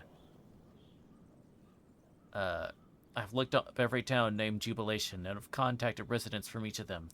None of them have the particular junction mentioned in the previous log, Sycamore Row and Acer Street. I've even combed Google Maps to make sure. I'm not sure what town Alice passed through last February, but it doesn't seem to exist on public record. The guy who promised to retrace the route from the mirror shop came through and sent me a few possible addresses for Rob. He also mentioned looking into the game itself more. I'm not sure what he means by that, but I want to be clear. Please don't play this game on my behalf. I don't want that on my conscience. Okay, without further ado, here's the following log. Thanks again. Let's get the tear of the neurospices. Okay, thank you. Neurospicy, I like that. I may have to steal that. The left-right game. Draft 1. The 10th of February, 2017. Possible opening. I want to address you, the listener, for a moment, with an advance notice concerning the following episode. Sure, it's been lost on you that some of the series so far has played host to some strange, inexplicable occurrence and spanned a great many miles of travel. Goes without saying, this has been by design, summarizing the countless hours of uneventful meandering and taking extra care to document the strange phenomena we've encountered along the way. I wanted the story to be fast-moving, to have a real feel of progress with every chapter. If that sense of exploratory intrigue is what you're listening to this show, I completely understand. Certain it's a primary draw for most of all you. The twists, the turns, the mysterious, strange encounters along an impossible road. If that is the case, I feel it's my duty to inform you that, apart from a few notable exceptions, there will be almost no ground covered in this segment, and the monsters we encounter will be all too human. Stress, divisiveness, discomfort, and as one might imagine, grief. If you want to read the synopsis of this episode on the website and wait for the next part, then you'll all be caught up, and I'm sure we'll be back on our way, heading once more into the great unknown, but I feel it's important to give the aftermath of Ace's capture its own episode, in part due to the significance of the revelations that are unearthed in its wake, but also as a gesture of deference to the man we lost. Deference to the man we lost. This is the story of our second night on the road. As we make the left turn, the horrifying space behind us is quickly replaced by a quiet emptiness ahead. The Wrangler crawls, defeated, toward the waiting convoy. The remaining four cars are parked haphazardly, taking up more than half the road. Rob drifts to the far end of the tarmac, looking to overtake and resume formation, both of his hands resting on the steering wheel, his eyes fixed on some distant point in space. It's not hard to imagine that behind the focus on the quiet control there's a man in turmoil, a man who can't bring himself to say anything in fear of saying too much. This is Bristol to all cars. We're heading back on the road. Get yourselves in formation and make way for those around you. We've got a while to drive before we stop for the night. Bristol, where's Ferryman? Ferryman's here. Where's Ace? Ace didn't make it across. What? What the fuck, Bristol? Where is he? It would be simple to describe what had taken place, or at least summarize the barest facts, what happened to Ace, where he is now, why he isn't coming back. But for some reason, I can't utter a word about what's transpired. Something about the event itself makes it impossible to retell, as if the requisite phases have been locked behind glass. We need to get to the stopping point. It isn't safe to stay here. Shortly after we turned the corner out of Sycamore Row, Rob implied that the rest of the day's drive would be uneventful. Had he waited just a few minutes longer, he would have been entirely correct. We're on the road for another 4 hours, both of us quietly attending to our own preoccupations as the forest gradually thins out. The landscape gives way to rolling cornfields that stretch out beyond the horizon on both sides. Nothing notable happens, which is ironic, as I found myself typing up a lot more notes than I need. The sun descends through an orange sky as we pull into a clearing beside a wild grove of apple trees. Rob turns off the ignition, and the two of us sit in silence. Rob's need to concentrate on driving had been a good excuse to stay quiet, a good excuse to not face each other.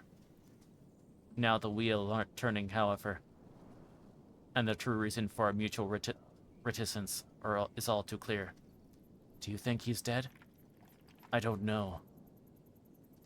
Rob's response isn't reassuring, and I'm oddly grateful for that.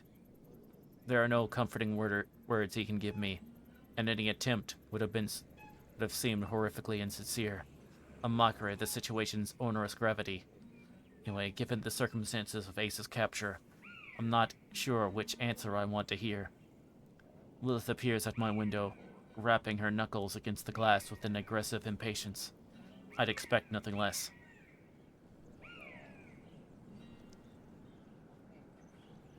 About now, everyone in the convoy has been made to follow a unilateral order, my order, without explanation. They've been traveling for hours, accompanied by the glaring absence of another human being. Looking into the wing mirror, I glimpse the rest of the convoy, standing by their cars, watching the Wrangler expectantly. Rob's hands still haven't left the wheel. With a sharp intake of breath, I push the door open and step out onto the grass. The ground is soft below me as I walk over to the ground. There's recently been rain. I begin to address the rough semicircle. It almost feels like one of Rob's briefings. What happened, Bristol? Did Ace turn back? I meet Apollo's eyes. For the briefest of moments, I consider telling them all exactly that. Maybe it would save them from the slow, heavy ache that's currently weighing down on my chest. Maybe it would just save me from a difficult conversation. Either way, I know I can't lie to them. They deserve the truth, however unpleasant. No, he didn't turn back. They crippled his car. The tow truck. Did he get out? The answer doesn't come easily. I'm being pressed to say the words out loud, so doing to fully acknowledge what happened. It feels like I'm being driven to a funeral. Like I'm being verbally marched towards an open casket. What happened to him? Bristol. He's dead, Eve. I hadn't heard Rob step out of the car when he reaches the group. It's hard to hide my relief as he takes over proceedings, addressing the group matter-of-factly. Now it really is like one of his briefings. Two guys in the tow truck coming out of Jubilation. They got him. They took him back to them to town. Way they were treating him, he won't last long. Oh, goodness. Rob, what are they going to do to him? I can't tell you. Nothing like this ever happened before. Oh, we need to go back. That ain't gonna happen. We're not gonna fucking abandon him. Lilith, we're going back. No, we're not. Me and Rob can go. You know the place, right, Rob? The kid's dead, Apollo. But he was alive when you last saw him. That's right. So what point did you decide he was dead? When I saw him being carried away with a fucking tow hook sticking out of his mouth, damn it. Rob shouldn't have said that. I understand his reasons, of course. He wants to convey an important truth, that nothing could be done, or could have been done to save Ace. His ghastly choice of words does the job, but it also sends a ripple of disturbance to the crowd, planting in everyone's minds the gruesome image I've been trying all day to uproot. Bonnie covers her mouth in shock and sorrow. Eve turns noticeably pale, and even Lilith, who was intent on leading the questioning, is taken back. Did you see this, Bristol? I nodded solemnly. Group bristles at my affirmation. I saw enough to close my eyes when it happened. Rob tried to save him until... Before I can finish my statement, my words are cut off by something truly unexpected. In spontaneous response to my words, a harsh outburst of mocking, sarcastic laughter rings out from within the convoy. One by one, we turn towards its source until we find ourselves staring at Blue Jay. Her unapologetic chuckling fills the silent air. It's something funny, Blue Jay. Blue Jay tries to speak through her all too slowly waning laughter. It's just... You call yourself a journalist. Close your eyes. God, there it is. There it is. Sorry? Do you close your eyes for magic tricks, too? What the fuck, Blue Jay? Come on, this isn't the time. The time is well fucking overdue. Seriously, are you all morons? The left-right game is a hoax. It's fake. Rob Guthard's playing y'all like children. Ace is fine. He's probably an actor like the Hitchhiker was an actor and those townspeople too. I mean, come on. The group is taken back by Blue Jay's incredulous tirade. She's clearly been holding her tongue since day one. Our reaction to Ace's capture, representing just one step too far. I saw Rob shoot one of the townspeople with a hunting rifle. I saw the wound. It was real. It was a blood-filled squib. The rifle was probably loaded with blanks. You can buy both I'm any good theatrical retailer. Seriously, what the fuck is wrong with you people? Okay, firstly, I don't like your tone. Second, if you notice that we've been on the road for almost 2 days, and what about Jubilation? Are you suggesting Rob hired out a whole town? That would be impossible.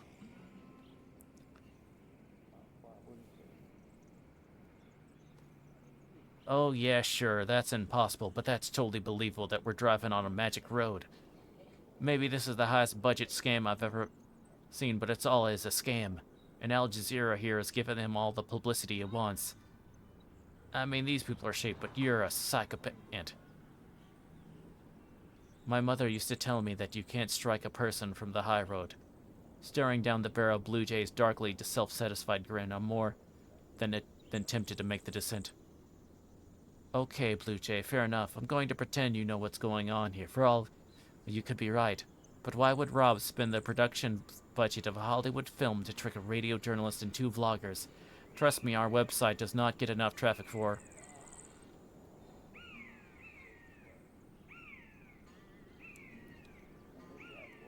Oh, don't be full self-report. It's not you he's trying to fool. Blue Jay turns to Rob, fixing him a glare pure unadulterated triumph. Admit, Rob, admit this is all a farce. Admit that you knew who I was before I even got out of my car. Rob's face looks like it's been carved from granite. The group looks to him for an answer, but he delivers his response directly to Blue Jay, his eyes locked with hers. It's true. I know who you are, Denise. The atmosphere changes, and for a moment, the night erupts into a foray of whispers. Rob answers clearly means something to everyone but me. Denise? Denise Carver? No, you serious? Sorry, who's Denise Carver? She's the biggest killjoy in the hobby. Oh, screw you, you airhead. Denise here is a member of the Skeptics and Rationalists Institute of America. Denise here is a member of the Skeptics and Rationalists Institute of America. Likes to get herself invited on ghost hunting expeditions under a false name so she can debunk them publicly. You may have gathered she doesn't believe in the supernatural. Actually, I do believe in the supernatural. I believe that there's a billion-dollar industry built on selling comfortable lies to the gullible. That thrives on shitty journalists and attention whore bloggers who are willing to spread whatever shit they think will give them clicks. That's why you took so long here on the pine tree? Even when the trek was coming for Ace, you didn't if it was real? Did you? As condescending as her delivery may be, her words spark a sudden realization. It's true that with an unspeakably high budget and a few deaf stooges, you could probably replicate most of what we've seen on the robe. Yet without realizing it, I found myself agreeing with Rob's version of events.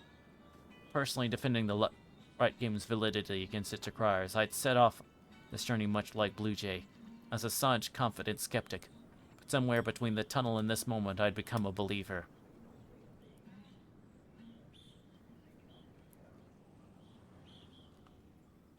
Flattered you want all this trouble. I didn't know my work was so offensive to you. I admire your work, Denise. Always have. That's why I brought you along.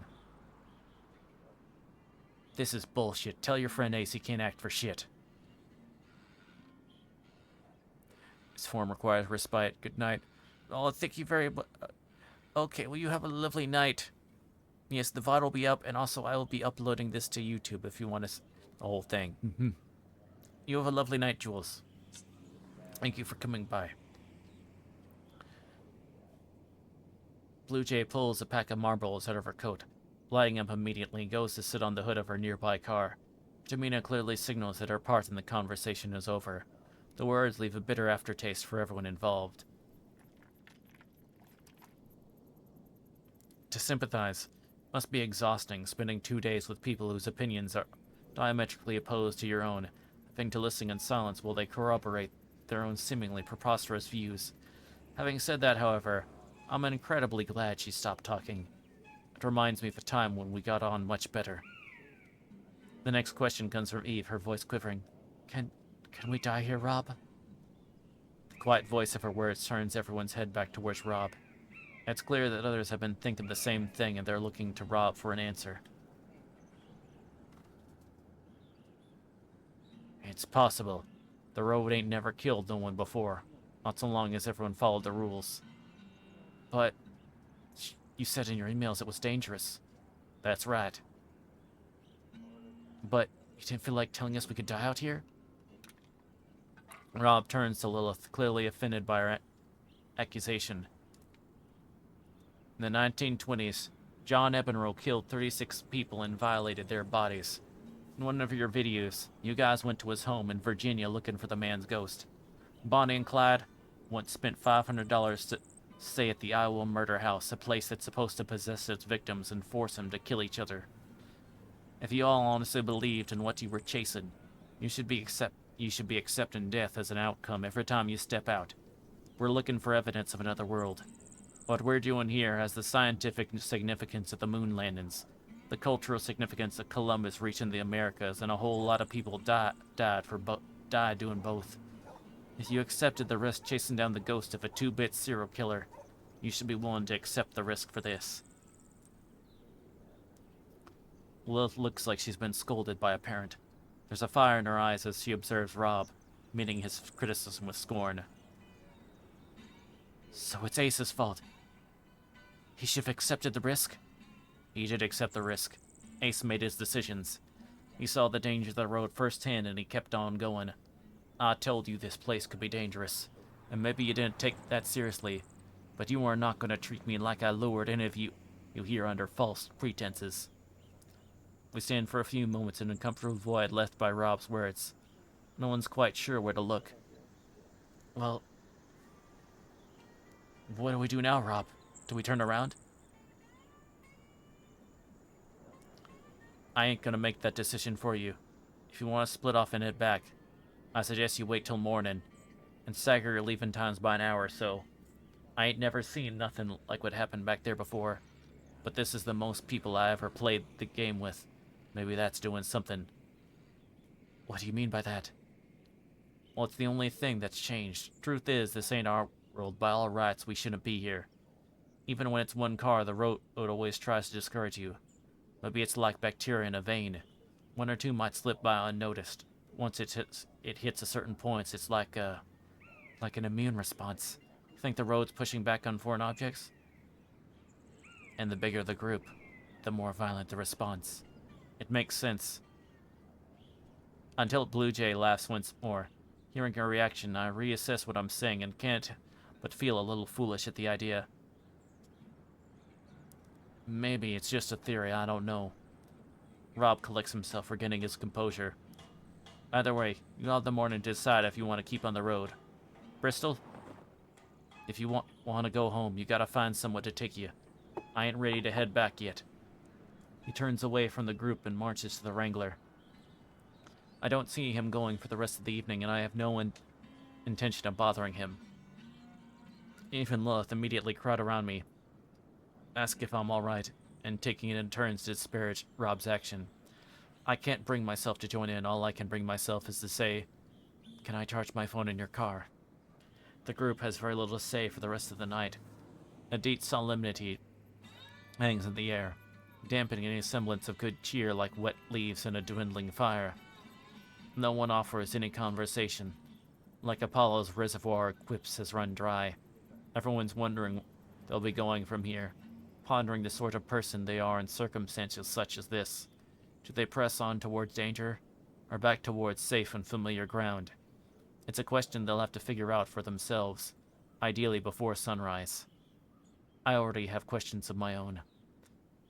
About an hour after Rob's departure, bidding farewell to the rest of the group, I walk over to Lilith and Eve's car. My bag is resting on the front seat, a black wire leading inside from the charging port. I've decided not to tell the pair that I've been charging the detonator for a military-grade explosive less than 10 meters away from them. Perhaps it will come out during broadcast. If you're listening to this, sorry, girls. I pick up my bag and check that no one's looking. Make a beeline for the apple grove. I make the small wood, the air growing still, the sounds of the convoy quickly fading behind me. In the late evening darkness, the moon shrouded by a legion of crooked trees, I'm puzzled that I'm not more afraid. I've seen what happens on this road. and as I pass through the grove and into the neighboring field, intentionally isolating myself from the rest of the group, I'm quite aware that help won't be coming for me. Even so, the corn rises up in every direction around me. I find myself almost incapable of fear. The day's events have drained me of emotion, and I'm now with everything else pulled away. I'm left with only one driving directive, an overpowering urge to figure this road out, regardless of what that entails. Judging the distance, I travel to be acceptably out of range from the convoy. I take the block of C4 out of my bag and place it on the ground. Gritting my teeth, my body cringing with self-inflicted dread, I press the power button on the Nokia and wait for something to happen. My worries of instant disintegration are allayed slightly if the grainy image of two outstretched hands comes into view, swiftly replaced by a menu screen. I work fast, the words in the brown paper package constantly reminding me of what I'm putting at risk with every second.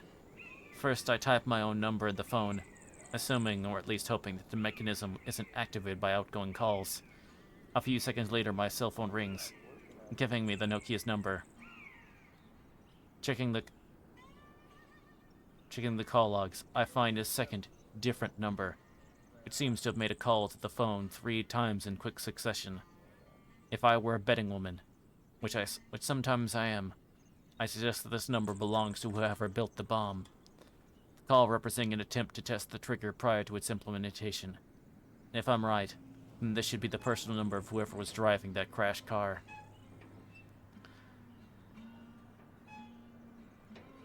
My third discovery is a little more puzzling.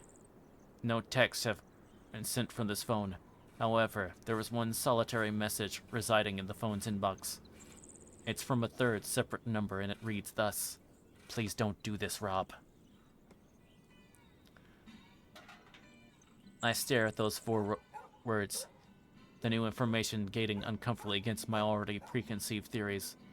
If this text is to be believed, and my previous deductions are accurate, then that means Rob Guthard was driving the car, that the C4 in the trunk had belonged to him.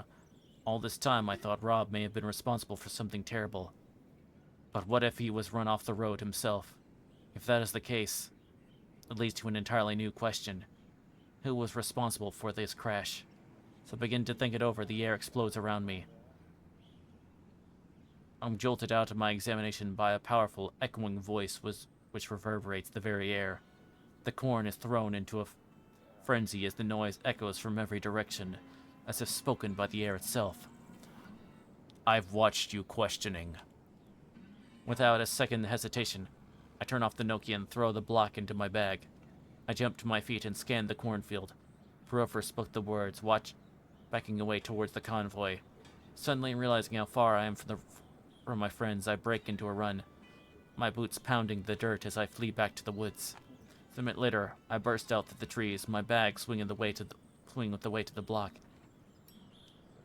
Everyone's in their cars, seemingly fast asleep. I'm starting to think they're on to something. With no one to talk to and a long day ahead of me, I suppose there's no further recourse but to catch my breath. Write up my immediate thoughts and then, finally, get some much-needed rest.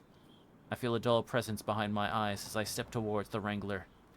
Quietly opening the back door to my sleeping area, I carefully hide the block under my luggage. Then silently, closing the door again, I wander around to the passenger side, where my notes are waiting to be typed. I reach out and grab the handle, gripping it tightly. I don't open the door. In fact, after a moment staring through the glass, I let go. The pressure behind my eyes gives way. Before I know it, I've slid down to the damp ground, my back against the cool, hard metal of the door. A whine catches in my throat as ugly tears stream down my cheeks. My breath shudders as I inhale, and my attempt to breathe out plays world as a quiet, declining sob. The tears take me by surprise, but I don't wipe them away. In a bittersweet way, they're welcome, necessary even, but they carry with them a familiar sense of heart-rending release. By the time they've run dry, I feel like I might just be able to move on from the events of the day. The sounds in my head are just a little quieter than now I pay them their due. "Are you okay, honey?" I'm picking myself up when I see Bonnie walking carefully over to the Wrangler. I brush myself off, a little embarrassed at being caught. "I didn't know you were awake." "I am a light sleeper and Clyde snores. Do you need someone to talk to? I think I just need sleep. Thanks, Bonnie. My name's Linda, if you're wondering. Alice. That's a beautiful name, Les. I don't talk much. When I know how to listen. If you ever want me to. For the first time since the Pineville, I felt myself smiling. It's a weak smile, but smile nonetheless. Thank you, Linda. I might take you up on that. Have a good night. Have a good night. Bonnie starts to walk back to the car before pausing and turning around. One last piece of comfort to offer. And remember, everything will be alright once we get to Wintry Bay.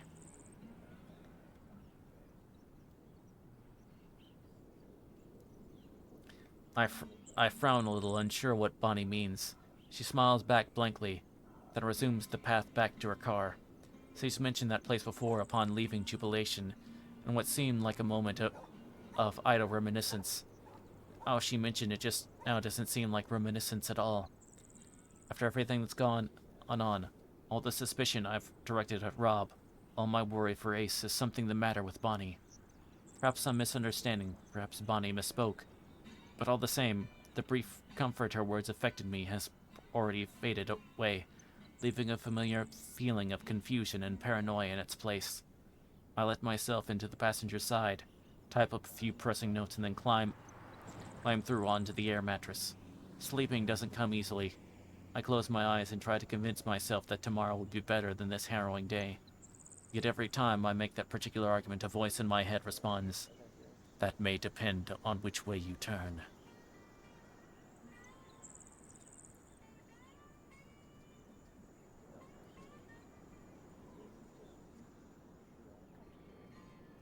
And that is the end of part 4.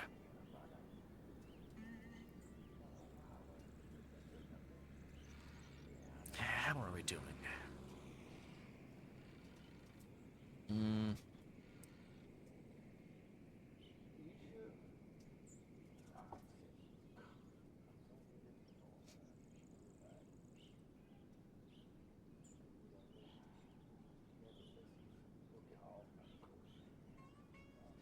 Yeah, we'll call it for here.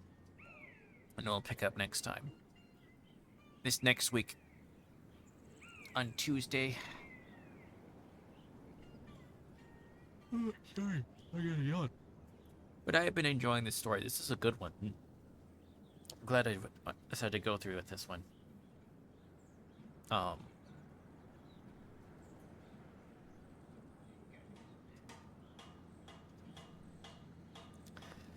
So yeah, it's looking like this will probably do like 3.